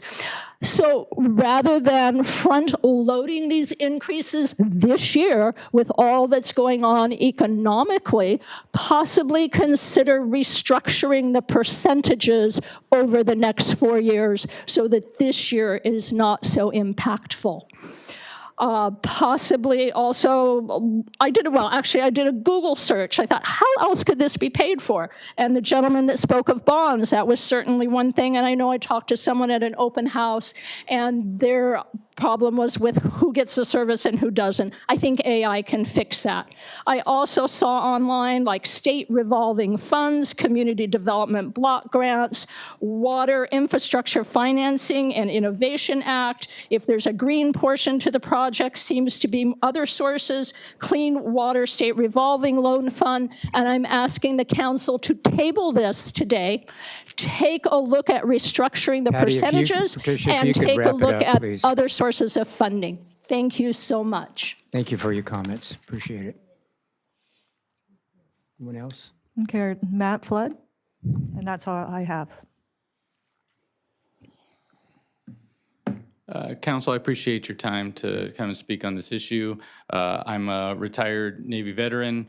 I ended up here on accident in 2006 because I was fortunate to marry a woman in Hawaii while stationed there, and asked where Point Magu was on the list of orders to choose from, and she jumped off her couch and said, choose them or this will be the shortest marriage you exist in. Turns out she attended at Moore Park and also at Cal Poly SLO and loves the area. And now we have raised 3 boys here, and as I retired from the Navy, there was no way we were leaving here. But that concerns me that we have minimal protests, and I will tell you that I'm a poli-sci grad. I feel I'm engaged with the community, and I got word of this on just a sample flyer that ended up not getting tossed in the junk mail on accident. So if I'm engaged and I'm just barely getting a glance of it, I do appreciate the graph that showed all the attempts to reach out. I'm not saying that the attempts haven't been made. I'm not even saying I'm against a rate increase. I know that might shock some folks, but marginal. These are insane increases. We're talking about plans that are 10 years down the road, and we're going to do the increases within 4 years. Why that can't be stretched out further, I didn't see any literature to address that. Bonds were mentioned, of course. Oh, sorry, I did make a point that the first speaker said that she's a normal person. I will say that as an educator, I beg to differ. She is more than that. Thank you. Sorry. But I wish the other folks here earlier had stayed, because we gave out awards and certificates to recognize the aging in this community, and my mother lives with me, and she's on a fixed income. But luckily, she lives with me, and we work, and we are employed, and we are able to maybe take this on, possibly. But those people in those communities are fixed, and I assure you that their checks are not going to go up 81% over the next 4 years. As rent increases, as everything increases. I just think this plan is so short-sighted. I saw some of the pictures. I'm in aviation maintenance. We work on P-3 aircrafts from the 1970s, and I have not seen corrosion on those airframes that I see in those pictures right there. So I would beg to differ and ask who's doing your maintenance. That could be another question that needs to be addressed, because that was pathetic, and that people are drinking from those systems. So I agree that upgrades and these equipments are needed, but it feels like something else was done, and now it's being put on the back of the people who are here now to fix it, which again, there isn't a solution. I just don't know if a 4-year, 81% over the top of things increase is the ultimate answer. I thank you for your Have you. And if you keep your comments to 3 minutes again, I appreciate it. Thank you. Yeah, I'll be short. My name is Doug Blois, 10-year resident of the city, 25-year water sewer contractor, registered civil engineer. This is not acceptable to have rate increases roughly 10 times the higher than the rate of inflation. You have to figure out a different way to do this, to structure it like Ken Hansen said, consider bonds or some other method of doing this. People on fixed income, really anybody in the city, this is incredibly high rates, and I would ask you to seriously reconsider your methods of structuring the payments for this. Thank you. Thank you. Anyone else? Yeah. Again, 3 minutes if you would appreciate it. Thank you. Sure thing. My name is Thomas Matsumura, and about 20 years ago, I moved to Camarillo, and I've grown to love this place. This is unbelievable. Beautiful city, safe place to live, lots of community activities and events, and I know it's probably because of what you guys have done. So first, I just want to say thank you for what you guys are doing. I really appreciate living in this wonderful place. But one thing I do not like is the cost of living in this area. California, you know, Camarillo is so great, but there's costs, you know. And as you've heard tonight, and as you well know, that there are a lot of people in Camarillo that are struggling to pay their bills. And I just wanted to add my voice to what these other folks have said tonight. I would like to say ditto. This is good stuff that you guys were sharing.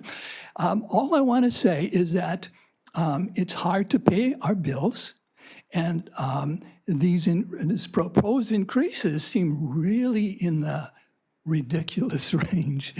And I just want to ask you, would you consider what these guys were saying? Consider, you know, bonds or sales tax or whatever creative means, or spreading out the payments over time to make it easier for the residents here like me who are just trying to make a way through each month, you know. So I just want to say thank you for the good work you do, and please consider what these guys were saying. Thank you. Thank you for your comments. Anyone else? Yes, please proceed. If you state your name, appreciate it. In 3 minutes, if you would, please. Thank you. Yes, Your Honor. I'm Phyllis Anderson. I've lived in Camarillo since 1962. I live in Old Town. I'm on a fixed income. And I, too, feel like this is kind of out of the blue, and you've done a beautiful job of keeping us informed, of sending out the hearings, but it seems like, yeah, it's a done deal. And if you just please relook at the taxing structure. I know that the sewers is bad, I know all of that, but there just seems to have to be, we have to think of a different way of paying for this besides on our backs. Thank you. Thank you. Anyone else? Yeah, please proceed. If you would state your name, I'd appreciate it. In 3 minutes, if you would be appreciative. Thank you. Thank you, Randy Gilbert, and thank you, council members. First of all, I appreciate the little time and effort that you guys put into this project and the mailers. I'm only here because of that mailer, but I will say that mailer was extremely misleading. And it was misleading here too in your presentation, as you only gave the raise for this year. You guys are failing to give or make upfront what most of these people are saying is how large that raise is over the 4 years. And it is, I don't know if it's coincidental that we're doing this on a day that we're also acknowledging most of our seniors. So we're acknowledging seniors and telling that we care about them, but we're allowing this company to tell us that we want to raise rates over 4 years up to 81%. That's pretty misleading in my opinion. This is the only company that I know that if you use too much of their product, they charge you a fee. If you don't use enough of their product, they charge you a fee. It's not our job to figure out more cost-effective ways for you guys to find out how to store water. That's your job. If this was a private company, if we could get a request for proposal for a new water company to come in, I bet you they would find better ways to store water at a cheaper rate. It's not our job as the consumer to tell you a cost-effective way to store water. The way that we tell you that you're not doing a good job is we go to a new company. We don't have that option here. So we leave that to the 5 council members to be our voice to say, hey, this is not going well. You've had a sewage facility that's been around since the 50s. It's not our problem that you didn't save enough money to fix that sewage facility. Now you want to put it on our backs for the next 4 years and that increase. I wish this was a question and answer. I'm sorry that I missed those question and answers because that would give you guys the opportunity to tell me what I don't know, which I know there's a lot of it, but it's not that. I will say, I don't know how this gets voted on, if the 5 of you council members are the people that inevitably decide if this happens or not. But if it is that you guys decide if this happens, I do have a little bit of a rub, and I think that I don't know which council members actually your constituents are affected by this raise. I don't know if all of your constituents are or just a couple of you, but for those of you, like one of the previous speakers said, that are affected by it, we have some recourse as your constituents and that we can vote you out. For those that aren't, your constituents aren't affected, we don't have any recourse there. We can't say, hey, you voted for this and now we would like to vote someone out, because we don't have that option. And I think that there should be something looked at, and potentially like your voice or your vote shouldn't count as much as the people that are actually affected by their constituents. Thank you.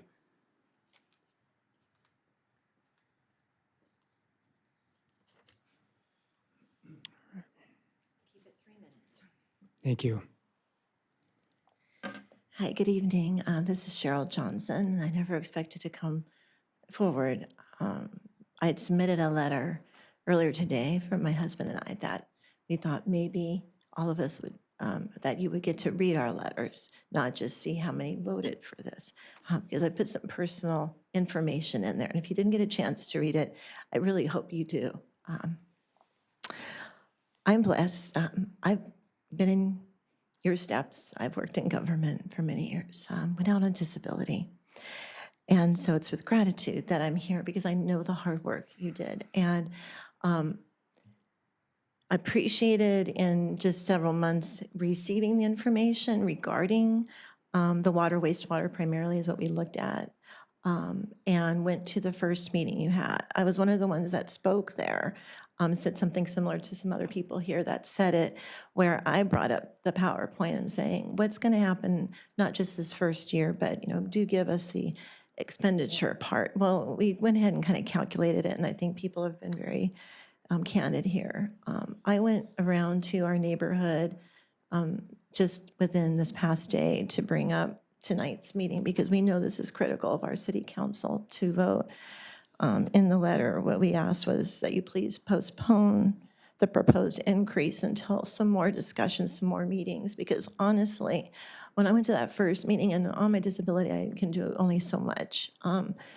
when I went around to the neighborhood, many of them said, we didn't know about this tonight. They didn't look at their mail. There's a lot out there, and there's a lot of older people that are there. But they said there ought to be some more to discuss. And that's why I said the meetings that you had last month were excellent. It's like, why couldn't they have been extended? Instead, it's this whole format here it's going right into everything. So when we see that lower percentage amount of how many of us voted, we want solutions. I was with gratitude that I heard some people offer options last month. And I really think that as much as, yes, and there was some really good explanation of like the wastewater issues that are going on and what needs to be done. Can there please be more discussions and have more meetings and more brainstorming, not just within your organization and the people who've been, showing all the details, but include public more and because that's what we're here for. We're all here in this together. And it was with gratitude too that some of your own members had even said at that first meeting, I'm also impacted by what's going to happen if we go through, and have these. And yet, what are the solutions? Is there anything else? And so sorry if I'm running out of time, I am, but I thank you for listening. There's Thank just you. real concerns. Thank you. Thank you for your comments. Anyone else? Yeah, please proceed up, please.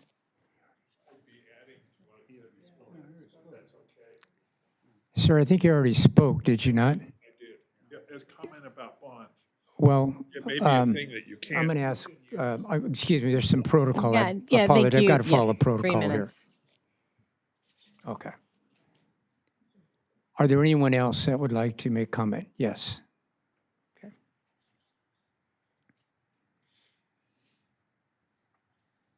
Again, if you could keep it to 3 minutes, I'd appreciate it. Thank you. Yeah, my name's Nancy Jellica, and I've been here since 1994, and I concur with all these people. This is the first one I've been to, because I saw that and I went, you've got to be kidding me. Now, you look at the homes, there's not a home under $1 million in this. With the property taxes and everything, it is always the same answer with the bureaucrats. That's why we have this, what we're going through in this country. It is, the only solution is give me more money. People, they're at the end of their ropes, I tell you. Anyway, I appreciate you listening, and thank you for everything. Thank you for your comments. Anyone else? Sir, would you like to come up, please? Again, if you could state your name, I'd appreciate it in 3 minutes, if you would, please. Sure. My name is John Greenwood. I hate public speaking, but I was watching those numbers up there on the board, and the only thing those numbers show is that your information gathering process is just completely BS. Back in 21, when Kip Turner was trying to bring a commercial airport into this town, myself and other people stood here and spoke to you, and you agreed to take a survey and see how the public really felt. That survey was fairly minimal. I think the numbers I heard were like $40,000, $50,000, $60,000. And because of that survey, this community is far better off today. Now, those 1-point-something%, really? Does anybody believe that? Nobody can believe those numbers are useful. You can find out better. You can use a better process to really find out what the public thinks. Excuse me, like I said, I hate public speaking. That's okay. But it's up to you. But you can do that. It's a minor expense compared to what it's going to take from people in this community, and I think it would be worth doing. Thank you. Thank you for your comments. Anyone else like to talk about the water rates, airport rates, or sewer rates? Do I see anybody else coming up here? Going once, going twice? Anyone else? Okay, so with that, we'll start with our council deliberation. Are there any questions that anybody has of staff at this particular point? Anybody have any questions? Would you like to? I will later on. Yes. But that's an important question, yes. So any questions, Vice Mayor Tennyson? And we will have another opportunity for questions and deliberations as well. Go ahead. I have several questions, but I'm going to limit it to three real quick. Three questions that will hopefully answer some of the suggestions brought up during the public comment section. Sales tax revenue, Mr. Uribe, is a general fund revenue. Do we spend general fund money on enterprise funds or special districts? No, that is correct. Sales tax money is a general revenue as well as property tax that goes primarily towards law enforcement services and other general city services that benefit the entire community. Number two, it was brought up that we have a property tax assessment to pay for these capital projects. Is that possible, and what would that entail? That would entail, I believe it is possible, that would entail a vote, a ballot measure. I believe the Metropolitan Water has something similar in place.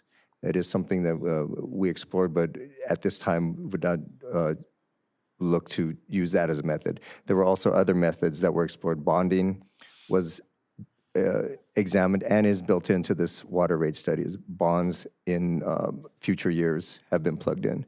But the rate revenues proposed tonight are deemed sufficient enough to repay those bonds in future years. And would a property tax assessment take more than a 50% plus one vote? Yes. Or it would? What percentage of a vote would we have to pass a property tax I believe that's a assessment? 2/3 vote. For special tax, it would be 2/3. And the final question is, people have brought up bonding, but bonding agencies have a requirement on revenue coming into a agency in order to qualify for the bonding. And what is that requirement percentage-wise? That is correct. Bonding requirements, typical bonding requirements are 120 to 125% coverage, meaning that the revenues generated by the system must exceed the expenditures by 125%. So revenue coming in, the revenue coming in has to be 25% more than the cost to the system? Correct. Not 125%. I'm sorry, yes, correct, 25% more. And that stipulation also applies to other funding sources, such as what was mentioned, the state revolving fund loans. And WIFIA. And WIFIA is another loan program that does have sometimes more stringent requirements on the revenue generation component. That's all my questions for right now. Okay. Anybody else have any other questions at this particular point? Martita? Thank you. So there were several comments that were made, and I'll ask some questions for clarification because it sounds like what I've heard has been different. But the sanitary plant was built in 1957 before the city was even a city. We became established in 1964. The comment that was made was that there have never been any repairs done to the plant, and my understanding is throughout the years there have been several repairs. Can staff speak to that?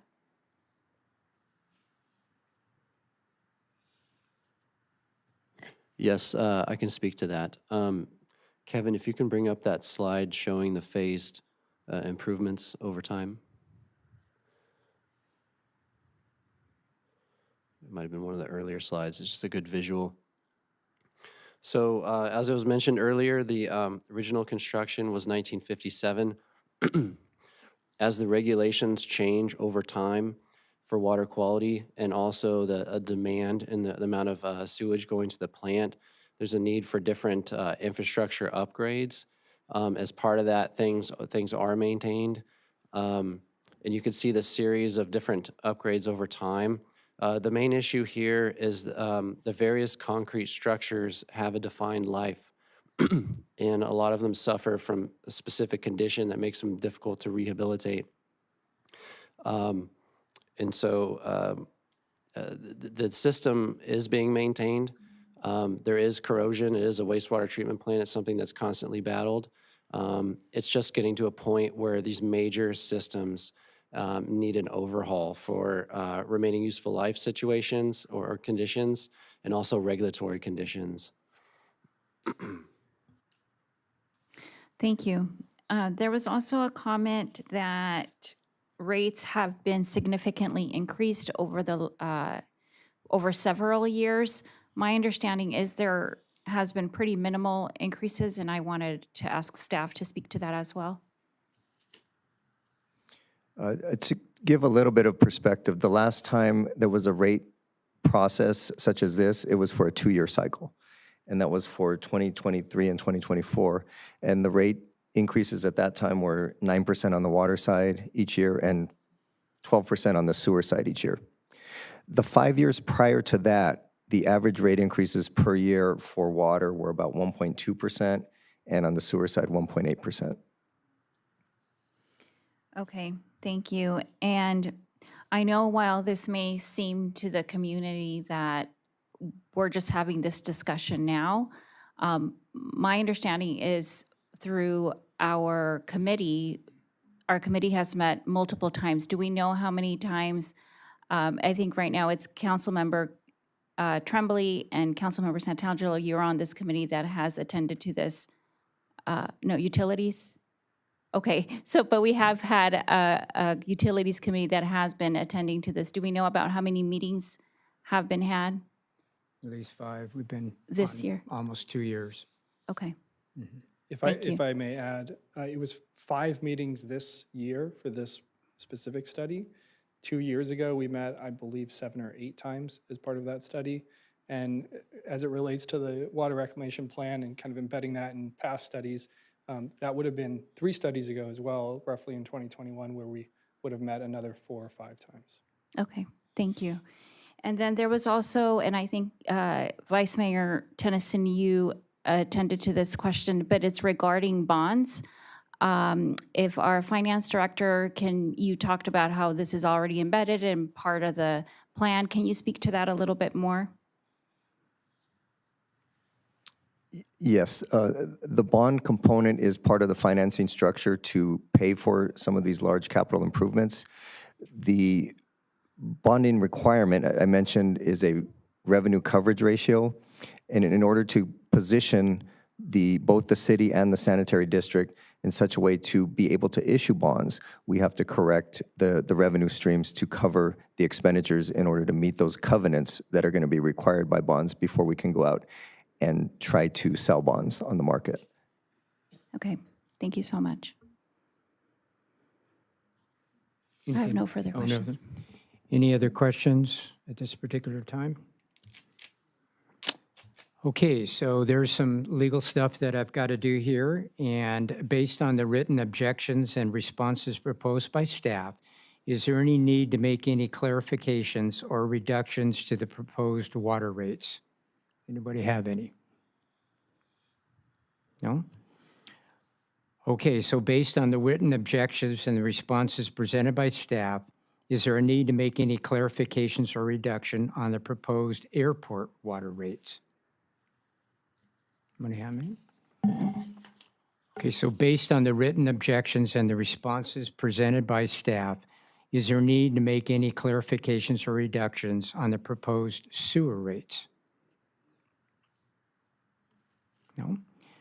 Okay, so I'm going to move on to the last call to the written protest. Is there anybody here that wants to submit a written protest? And if there is, you can present that to the city clerk at this particular time. And Mayor, I think that the council's looking, what is your question, Tony?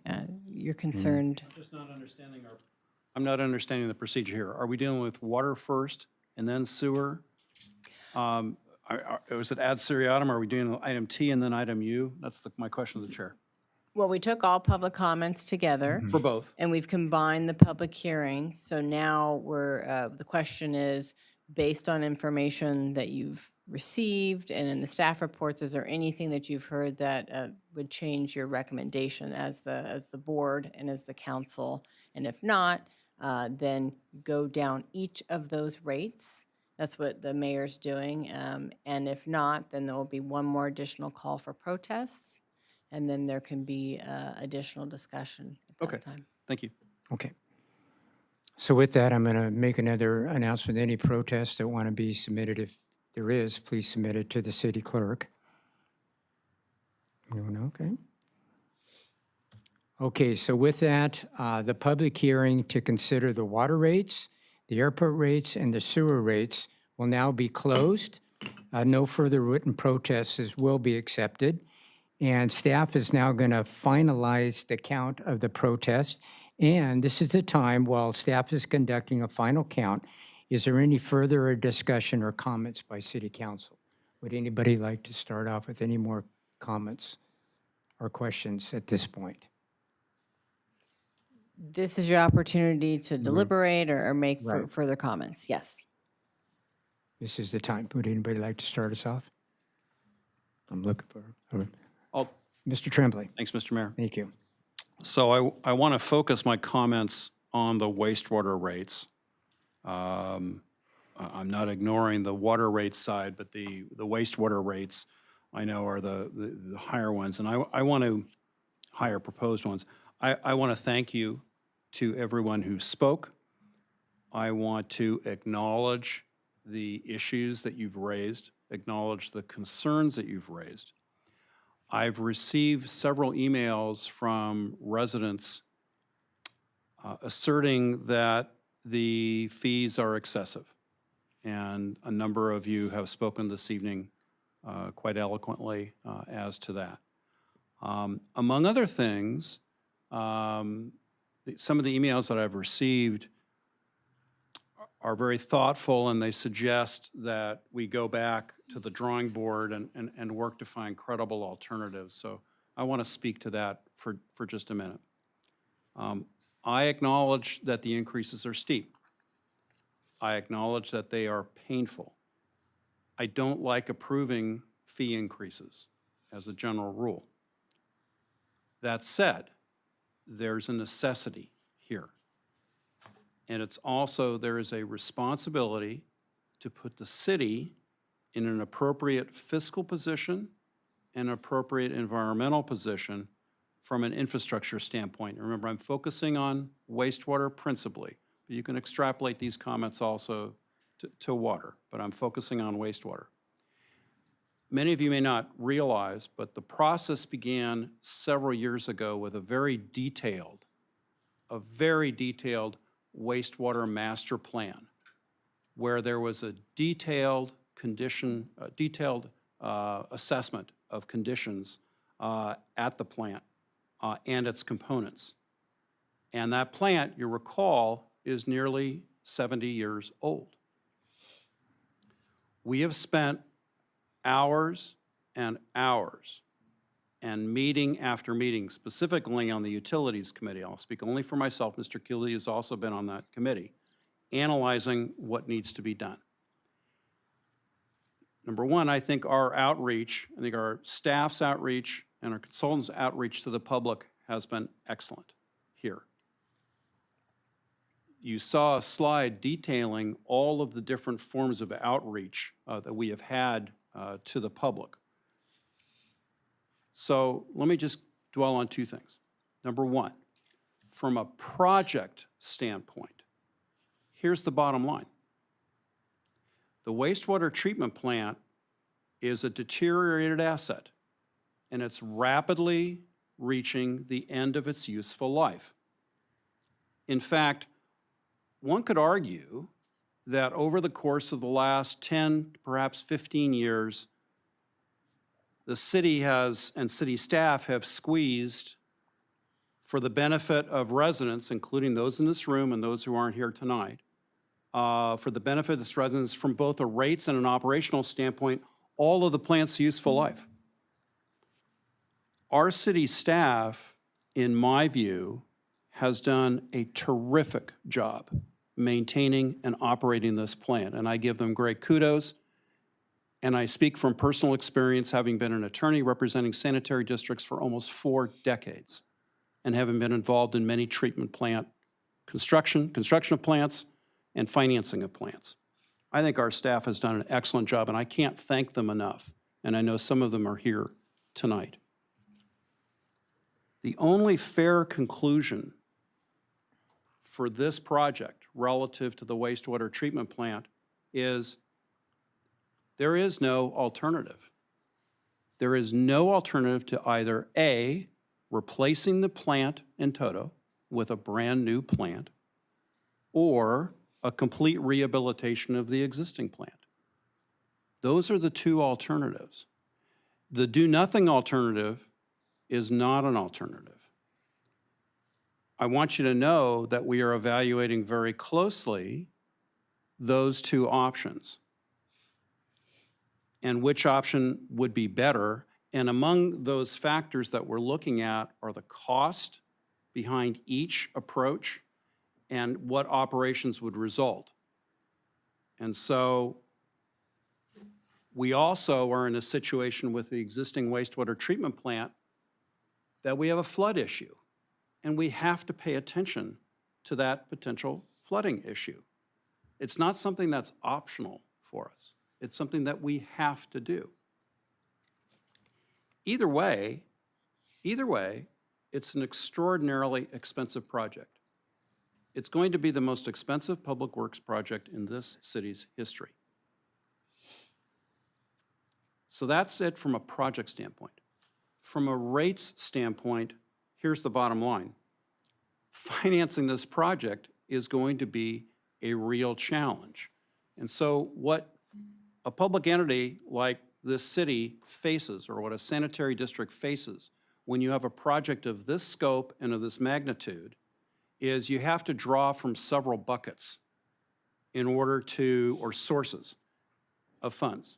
And that includes rates, it includes loans, it includes bonds, it includes grants, in order to bring this project to fruition. And the timing of this project is by the end of this decade. There were some really good points made about bonds and assessments, and I understand those.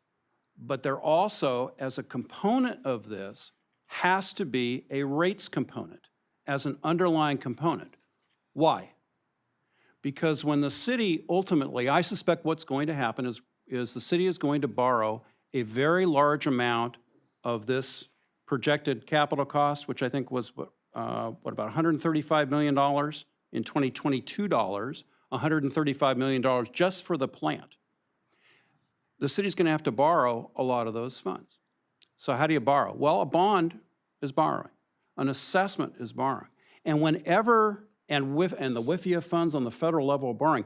So whenever an underwriter looks at how the borrower is going to repay the funds, they do it just like anybody else, just like any other situation, dealing with an auto loan or a home loan or elsewhere. What are the revenues that are going to be in place to support it? Well, the revenues that we're talking about tonight, just in this setting, are the rates, which I acknowledge are high. I don't like raising them, but on the other hand, we have a responsibility to do what is the appropriate thing to do from the city's standpoint. Our rates, here's the other bottom line.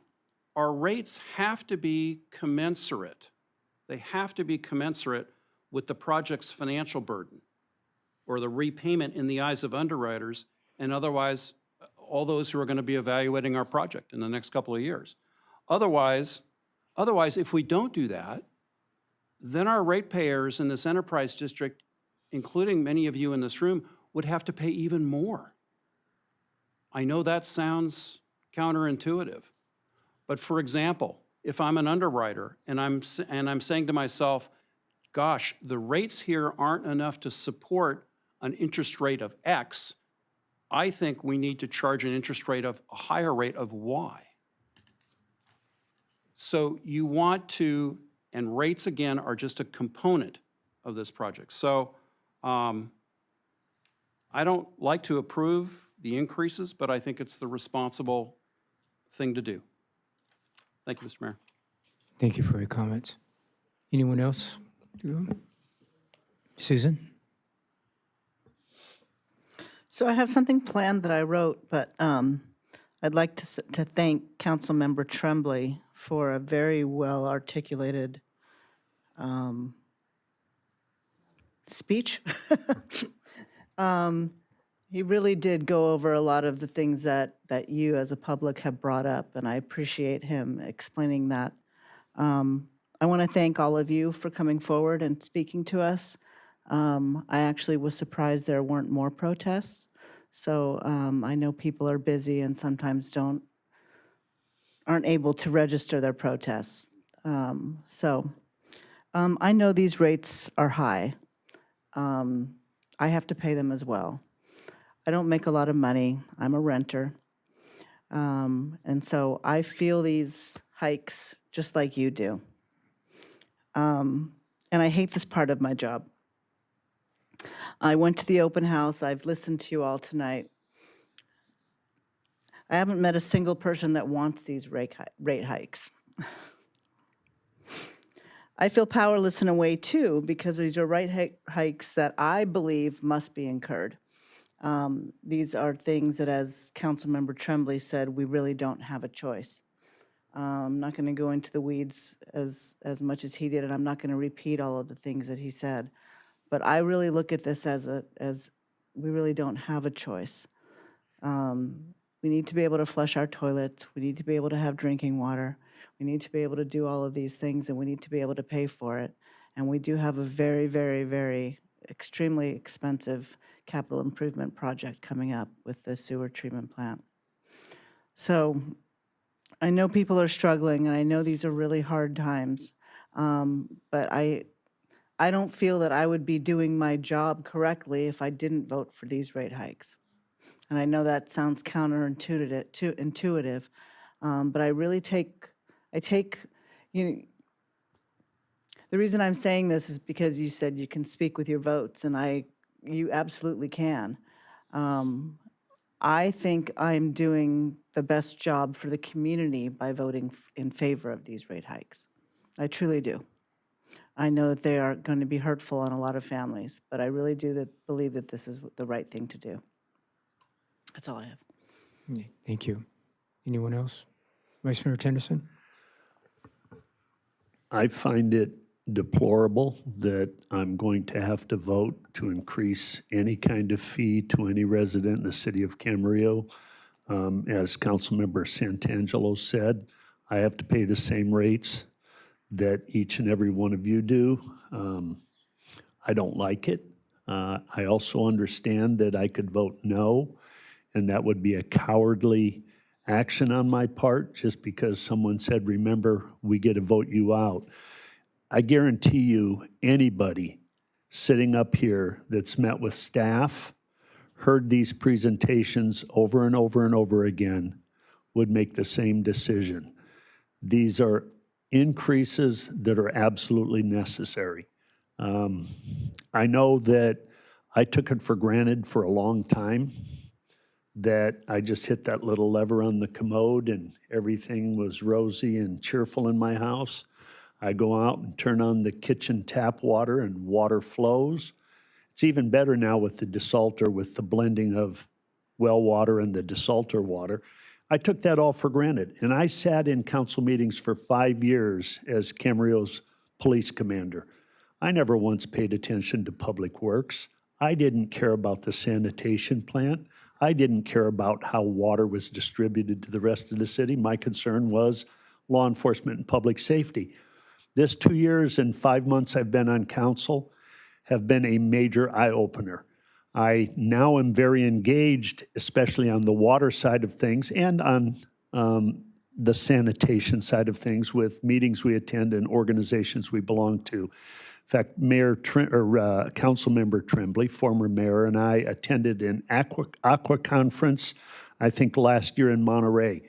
There is not a single water agency in the state of California, whether it's a municipal, a publicly owned, a mutual, that isn't going through the same rate studies we're going through now, and there isn't a single one of them that is not going to be raising rates to pay for the infrastructure.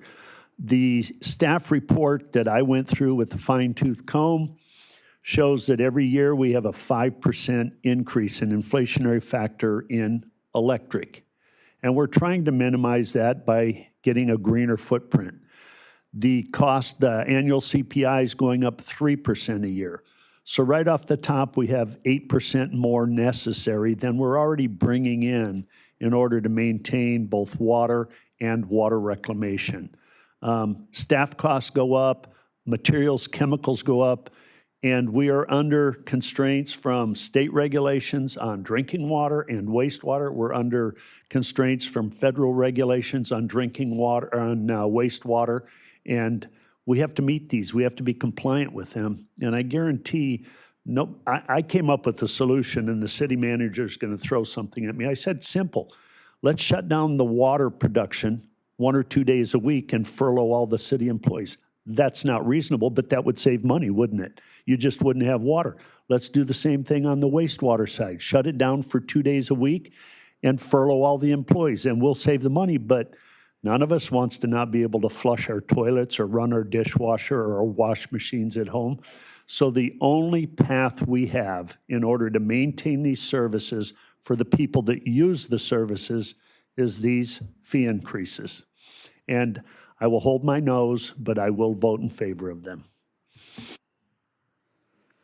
Councilmember. Thank you. Ms. Bravo. So there is a saying in Spanish, a dicho, and it is, estamos entre la espada y la pared, which is we're between the sword and the wall. It is going to be painful regardless where you move.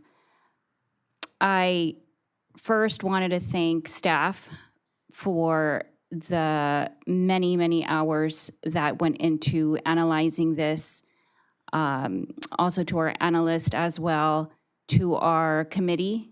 I know I was on the Utilities Committee and we briefly passed over this, but I know that this has been studied extensively and there has been a lot of questions that have been brought up, many of those that were brought up here, like what alternatives do we have? In the beginning of the council meeting, we talked about the different meetings we were at. And one of those that Vice Mayor and myself that we were at was in Sacramento trying to lobby for different capital improvement projects. And one of those was to attend to the most expensive capital improvement project in the history of the city of Camarillo.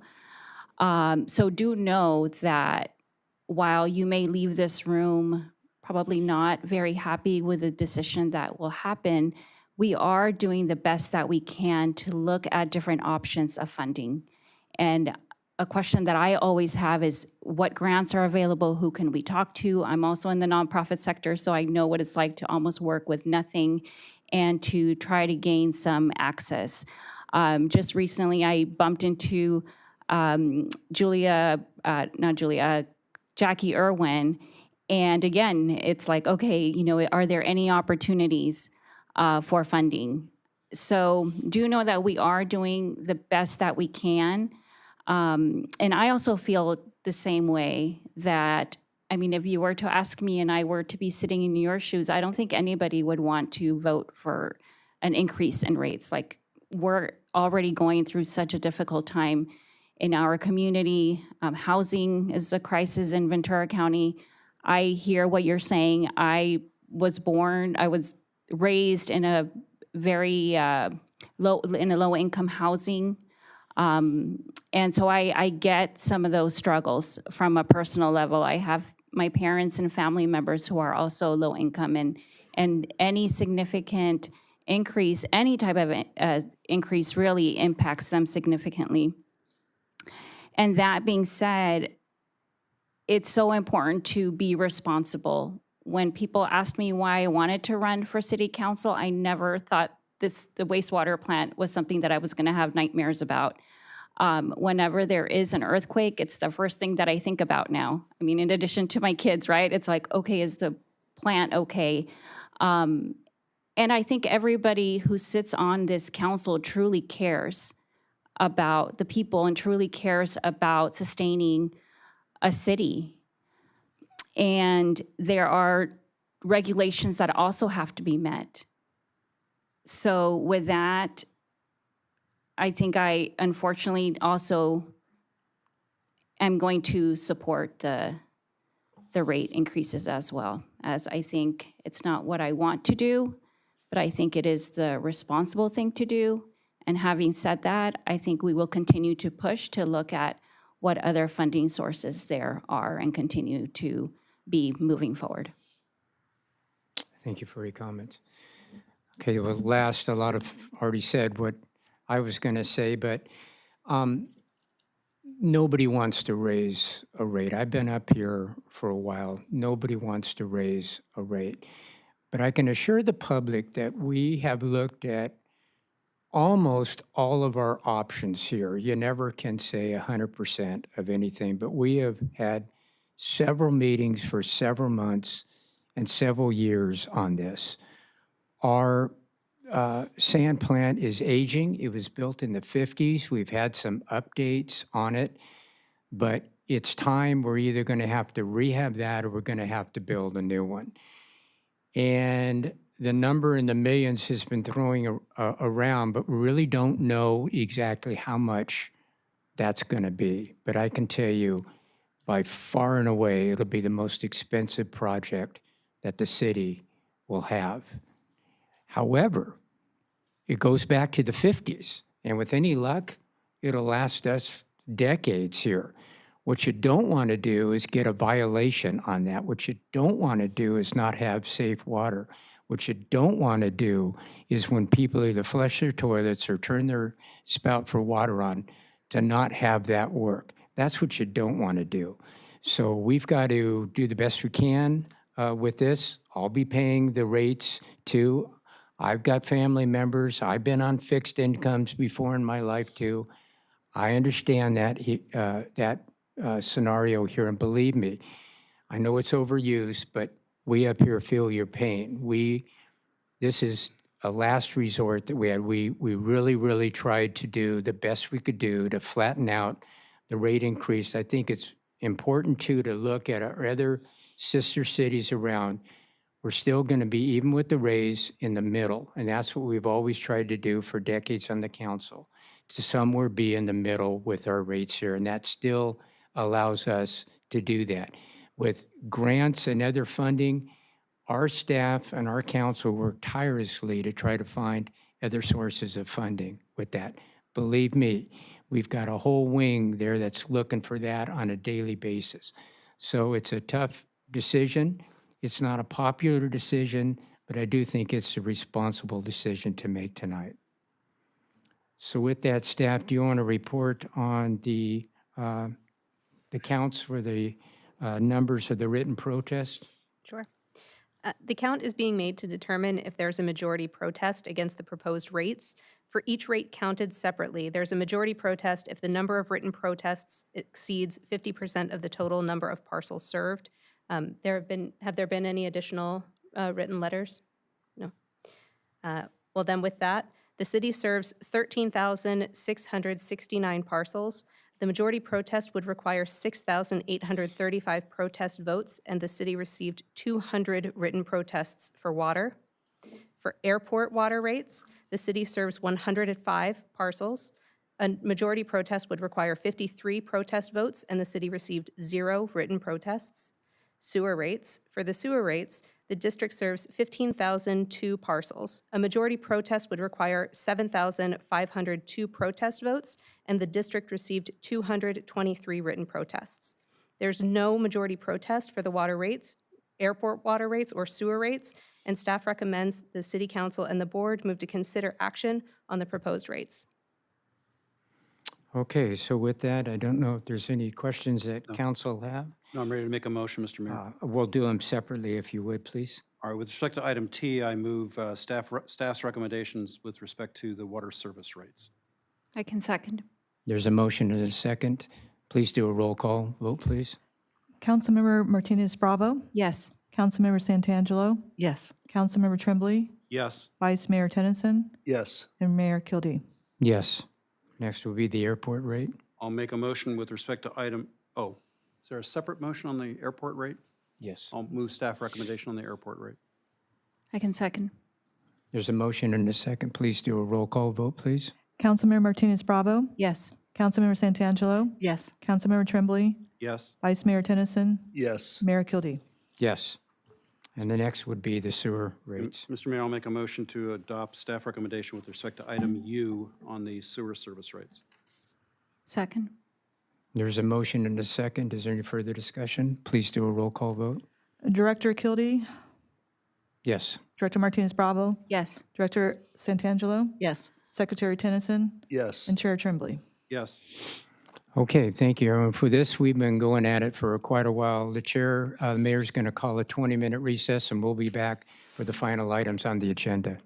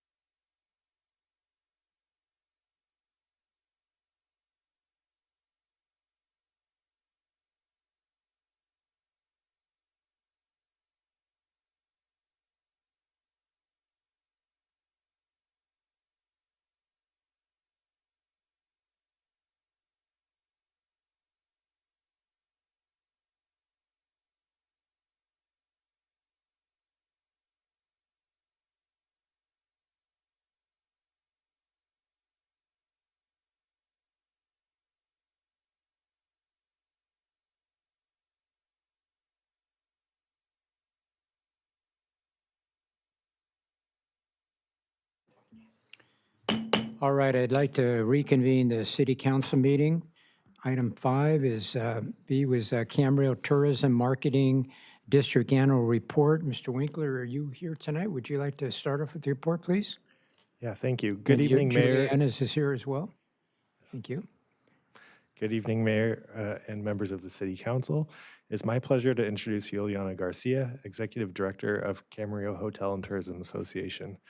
Ms. Garcia is here this evening to present an overview of the fiscal year 2024-25 annual report for the Camarillo Tourism Marketing District, which includes a proposed reallocation of funding among the budget categories. The reallocation was approved by the CHTA board and now requires approval by the City Council. Ms. Garcia will also highlight the association's achievements over the past year and preview upcoming activities aimed at further strengthening Camarillo's position as a regional tourism destination. Please join me in welcoming Ms. Juliana Garcia. Thank you, George. Good evening, Honorable Mayor Kildee, members of City Council, and city staff. Thank you for the opportunity to speak with you tonight on behalf of the Camarillo Hotel and Tourism Association. Publicly, we're known as Visit Camarillo. I'd like to take a moment to provide some additional context on the staff report. Each year, we approach our budget planning with a thoughtful strategy, ensuring that every dollar we invest helps strengthen Camarillo's mission and position as a welcoming destination. For this fiscal year, we are proposing a strategic reallocation of resources to more accurately categorize expenses in line with how these programs function within our marketing strategy. As outlined in the report, you'll notice an 8% reallocation.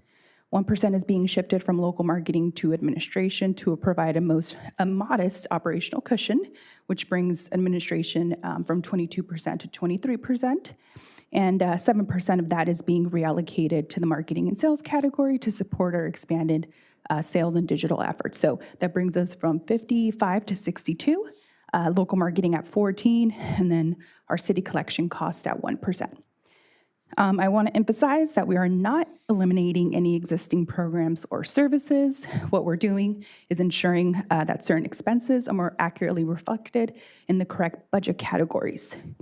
Over time, as programs evolve, some costs, particularly related to staffing and sales support, have been grouped under broader categories like local marketing. This adjustment simply moves those funds into the categories where they truly belong, such as administration and marketing and sales. This adjustment allows us to enhance our digital outreach and support more targeted sales initiatives, efforts that are increasingly essential to remain competitive and engage the modern traveler. This realignment is fully compliant with the Camarillo Tourism Marketing District Plan. The city and the CHTA board are authorized to adjust budget category allocations by up to 15%, as long as the marketing and sales category remains at or above 55% of the total annual budget. In addition, Visit Camarillo has 2 exciting updates on the horizon.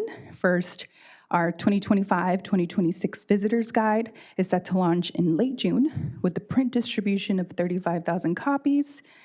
These guides will be available throughout the state at official California welcome centers, regional airports, local hotels, and businesses, and they'll also be shared through online leads and direct requests. Secondly, on the content development front, we're in the early stages of producing a new video series that will spotlight local families, their deep ties to Camarillo, and the businesses they operate. This series will serve as a heartfelt tribute to the people and stories that make our city so special.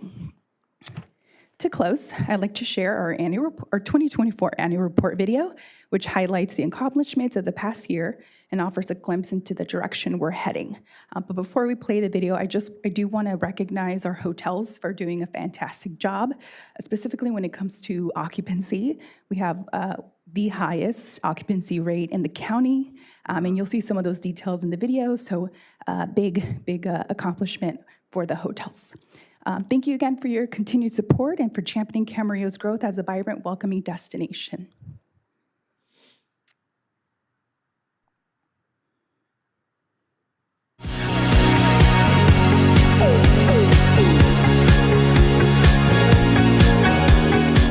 Welcome to the Visit Camarillo 2024 Annual Report. This year, we're excited to share the incredible impact of tourism on our community and celebrate the achievements and milestones we've reached over the past year. Our mission as the official destination marketing organization is to promote and enhance tourism while supporting our hospitality industry, local businesses, and partners. And in 2024, our combined efforts, along with the incredible experiences Camarillo has to offer, led to an outstanding year for our visitor economy. In 2023, Camarillo experienced more than 3 million visits, with more than 316,000 visitors choosing to stay overnight. These travelers contributed a total of $179.2 million in visitor spending, directly benefiting our local economy. Travel-generated tax revenue reached $15.5 million, 6.9 of which supported local taxes, while 8.6 million contributed to state taxes. In addition, the tourism industry sustained 1,613 local jobs, underscoring its significant impact on our workforce and economy. In 2024, Camarillo's lodging sector saw a strong performance. Our hotels achieved an impressive 78.8 occupancy rate with an average daily rate of $142 and revenue per available room at $112. In addition to these strong numbers, Camarillo's hospitality landscape is growing. The Mian Plaza and Conference Center of Camarillo is an exciting 14-acre development introducing 2 new Hilton properties. The first, Home 2 Suites by Hilton Camarillo, is nearing completion and will offer 122 all-suite rooms designed for both short and long-term stays. The second, a full-service 155-room Embassy Suites, will be connected to a 17,500 square foot conference center, providing a premier venue for meetings and events. Across the way, the Hampton Inn & Suites Camarillo recently completed a series of upgrades to enhance the guest experience. These improvements include refreshed furnishings, an updated fitness center with new workout equipment, and a newly refinished pool deck and jacuzzi. Completing the recent upgrades, Sonesta Select Camarillo has recently enhanced guest comfort with brand new mattresses and upgraded every room with new TVs. Strategic advertising continues to play a crucial role in driving tourism. In 2024, we expanded our highly successful Always in Season campaign, which featured dedicated sub-campaigns focusing on weddings, midweek travel, and our visitor's guide. Our visitor's guide remained a valuable resource for travelers, with 35,000 copies distributed across welcome centers, regional airports, local businesses, hotels, and direct mailers. All of these paid efforts combined led to an outstanding 30.8 million impressions and 255,000 clicks to our website, further strengthening Camarillo's position as a must-visit destination. Our own media efforts were key in driving engagement, storytelling, and brand awareness. In 2024, we saw over 412,000 website visits, launched 25 new blog posts, and grew our newsletter audience to more than 15,000 subscribers, continually keeping our visitors informed and inspired. Across social media, our content generated an impressive 17.2 million impressions. Through engaging visuals, compelling storytelling, and interactive campaigns, we fostered a strong digital community. Our strategic use of video content, influencer marketing, and real-time engagement helped amplify our message in the digital landscape. Our partnerships with Visit California, the Central Coast Tourism Council, and Ventura County Coast played a pivotal role in amplifying Camarillo's message. In partnership with Ventura County Coast, our team attended over a dozen trade shows and industry events. Additionally, we engaged directly with meeting planners to showcase our hotel properties and event venues. These efforts significantly increased awareness of both Camarillo and the greater region, further solidifying our presence as a visitor and event destination. 2024 marked the completion of a few key initiatives that will leave a lasting impact. Visit Camarillo adopted its first ever strategic plan, a 3-year roadmap laying the foundation for long-term growth. We also released our newest destination video, showcasing Camarillo's vibrant landscapes, attractions, and people. In partnership with the Camarillo Premium Outlets, we unveiled a brand new mural titled Canvas of Camarillo, celebrating the city's history, community spirit, and iconic landmarks. And through countless community partnerships, we strengthen our connections with local businesses, organizations, and residents, because tourism is truly a community effort. Visit Camarillo recognizes the importance of being engaged with our local community, and we make it a priority to support through sponsorship, participation, and collaboration. 2024 was a monumental year, and we look forward to continuing that upward trend in 2025. Thank you to our incredible tourism partners, local businesses, and the support of the community for making Camarillo a great place to visit.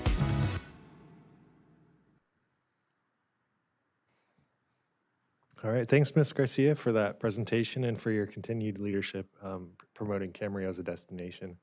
At this time, I would like to respectfully request that City Council consider the recommended action in the staff report, which is to approve the fiscal year 2024-25 Camarillo Tourism Marketing District Annual Report, which includes the proposed budget reallocation as submitted by the Camarillo Hotel Tourism Association.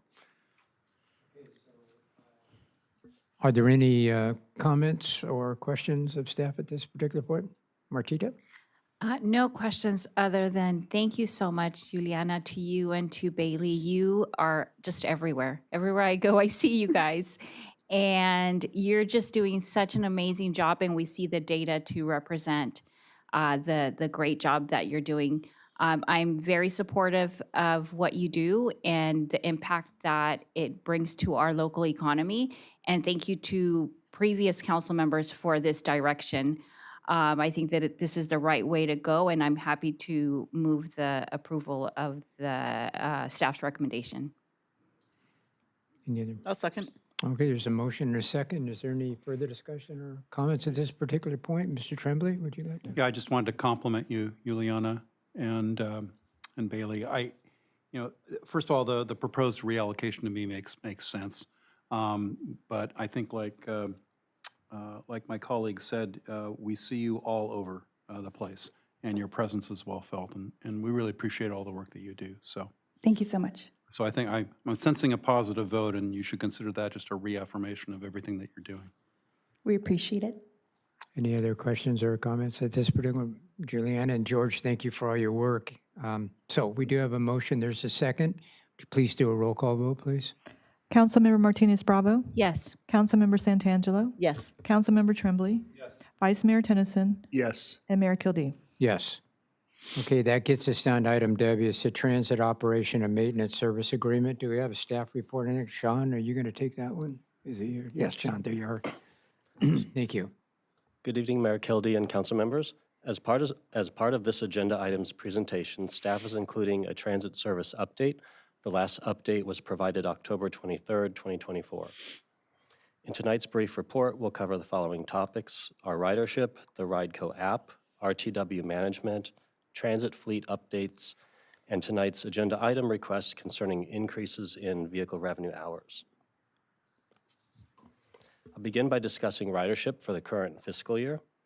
Our overall ridership for bus and dial-a-ride service has increased by 18% year-to-date compared to the same period in fiscal year 23-24. Our fixed route services have a combined 15% increase, with a 16% increase for the trolley service and 12% for fixed route. Our dial-a-ride service has seen an increase of 20%. Breaking down this ridership, we have a 53% increase of our local, senior, and ADA services. Our general dial-a-ride is up 16%. The College Ride program, which is part of the general dial-a-ride program, has increased over 1,000%. 69% of those trips are to and from CSUCI, with the remaining 31% using the dial-a-ride program for trips here in town. And our intercity has decreased by 3%. During our last presentation, we highlighted the deployment of the city's new dial-a-ride dispatching software program. Sorry, it's repeating it. Okay, there we go. During our last presentation, we highlighted the deployment of the city's new dial-a-ride dispatching software program, RideCo, which went live on August 4th, 2024. We're continuing to maintain high on-time performance. with 96% on time for pickups and 97% on time for drop-offs. Our ride ratings also remain high, averaging 4.8 out of 5 stars. Same-day service is increasing. In August, we had 12% of trips were scheduled on the same day. In March, we were up to 28% of trips scheduled the same day. Before RideCo, 100% of the trips had to be scheduled using our reservation phone line. During the first month of the software implementation, 14% of trips were scheduled via the app or website.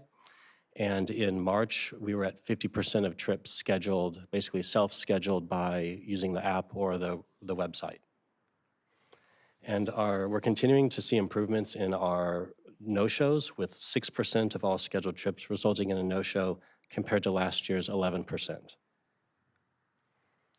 Some updates of the city's new contractor, RTW Management. Earl Hawkins has become our permanent general manager effective November. Mr. Hawkins transferred from another RTW contract in the East Coast. He and his family have moved here to Camarillo. We've had 5 road calls, which are instances where a vehicle has required service while in the field from July 2024 through March 2025, so fewer than 1 a month. So we're doing good there statistically. When RTW assumed the city's contract in July, they had hired 9 of the previous contractor's drivers and 5 dispatchers. Currently, they now have a total of 19 drivers, 5 of which are still from the original contract, and all 5 dispatchers remain with RTW. And maintenance of the city's transit vehicles have continued to be performed on schedule, and all vehicles are in good operating order. Speaking of the city's fleet, in April, we received a new Cutaway, pictured here, which will begin service any day now.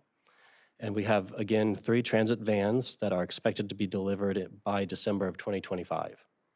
Upon receipt of the 3 transit vans, we will have achieved the vehicle replacement right-sizing plan as proposed and approved by the City Council in 2023 as part of the zero-emission bus plan. The next planned vehicle replacement will be in 2027 as we start to convert the city's internal combustible engine vehicles to zero emission. So earlier I highlighted the city's 20% increase in dial-a-ride passengers, which has generated an overall projected increase of revenue hours.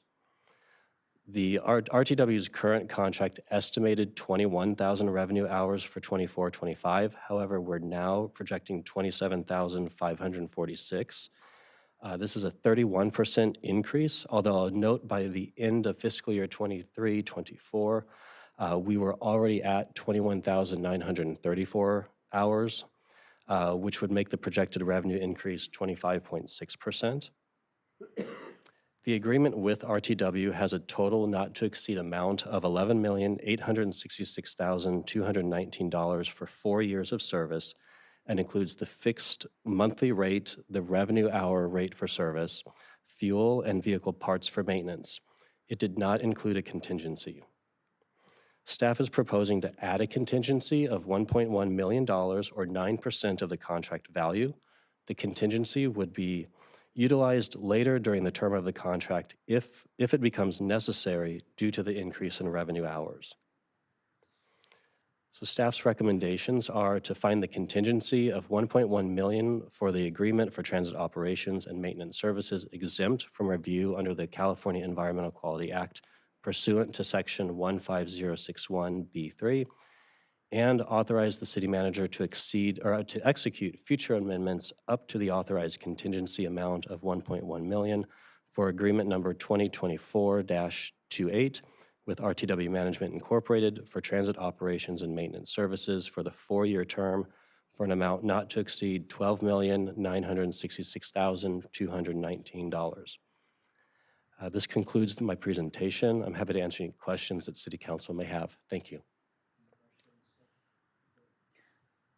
Any questions at this time? Yeah, Martita? Thank you. I do have a question. There was a pretty significant increase with students from CSUCI. Yes. Do we know what prompted that? If you like, I go back to the slide, but it is a little over 1,000. we don't have a direct answer. One of my suspicions is that with the utilization of the app, we've essentially provided an easier and perhaps more something that basically the college students are more apt to use versus before they would have required to call the day before to schedule their trip.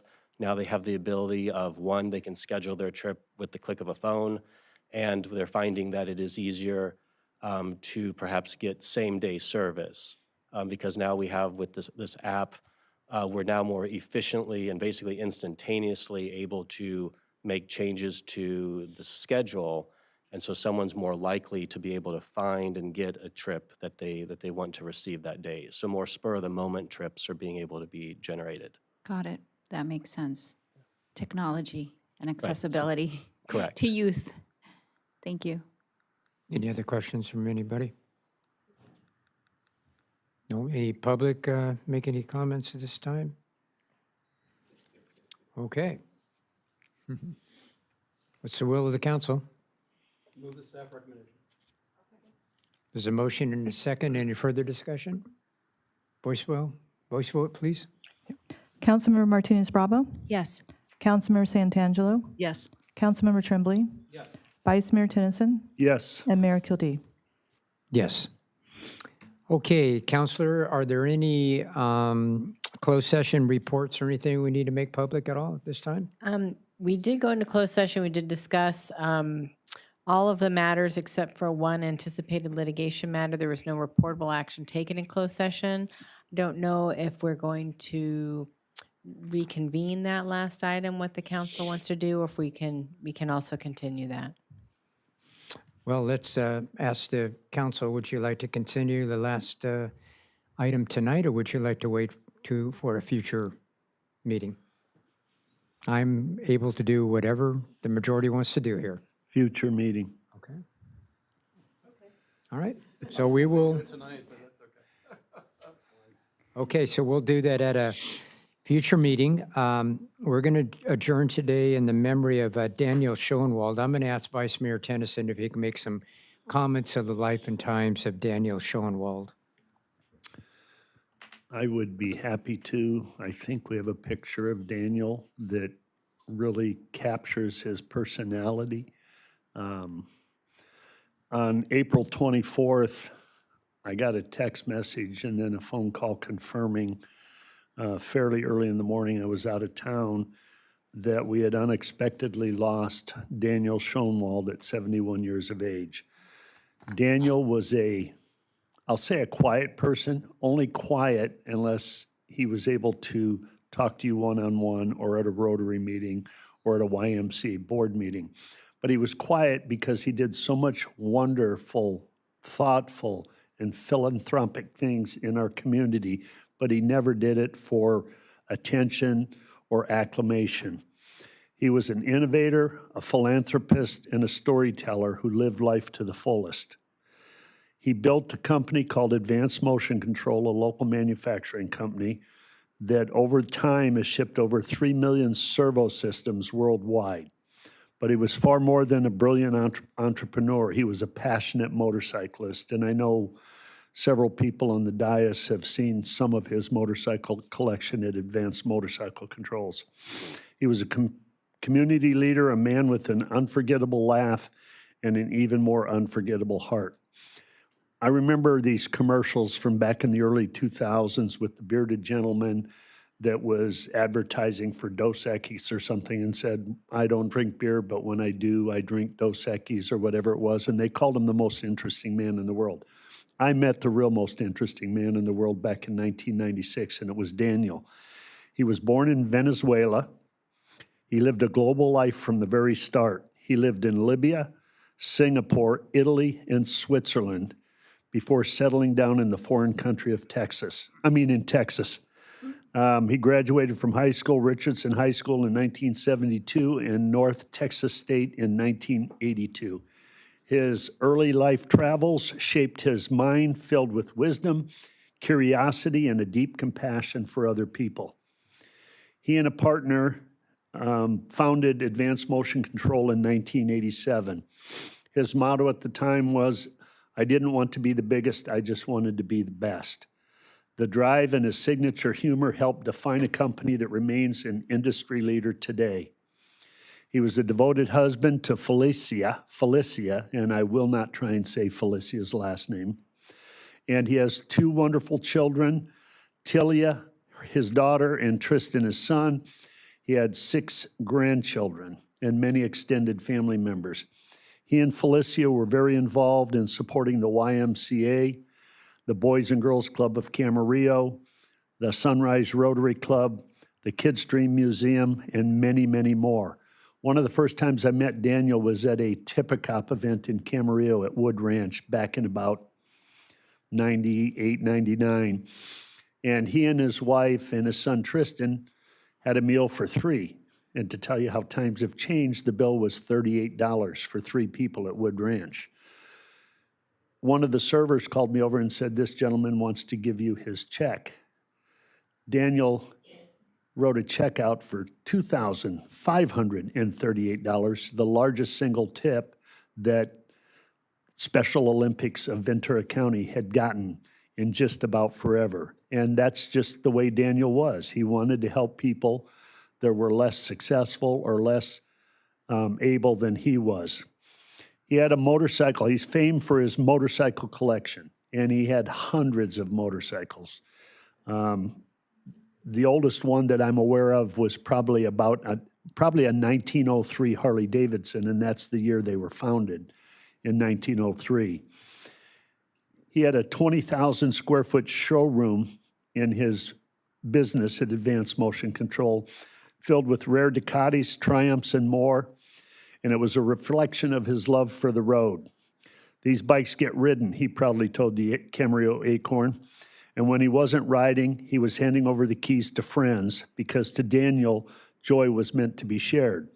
He handed over the keys to me once in 2000, but he failed to tell me that a Norton motorcycle, a British motorcycle, was the exact opposite of an American motorcycle. The brakes and the clutch are on opposite sides, so I ran the red light at Daly Drive and Carmen Drive and almost got T-boned. I never rode a bike of his again. I got my own. Those who know Daniel remember his legendary stories, and they were legendary. His laugh-out-loud, shaggy dog tales that he always told. He had a way of making everyone around him feel like the most important person in the room. Daniel's impact on Camarillo and beyond is immeasurable. His life was a story of generosity, adventure, and grace. His memory will live on to everybody that he touched in his life. There will be a memorial service for Daniel later this summer, but in lieu of flowers, the family is asking for donations to be made to the Daniel Schoenwald Memorial Fund at the Camarillo Sunrise Rotary Foundation. Daniel, Godspeed, and enjoy the ride, my friend, because I know you're riding a motorcycle somewhere. Thank you. Thank you. Very, very well said. So with that, we will adjourn in the memory of Daniel Schoenwald.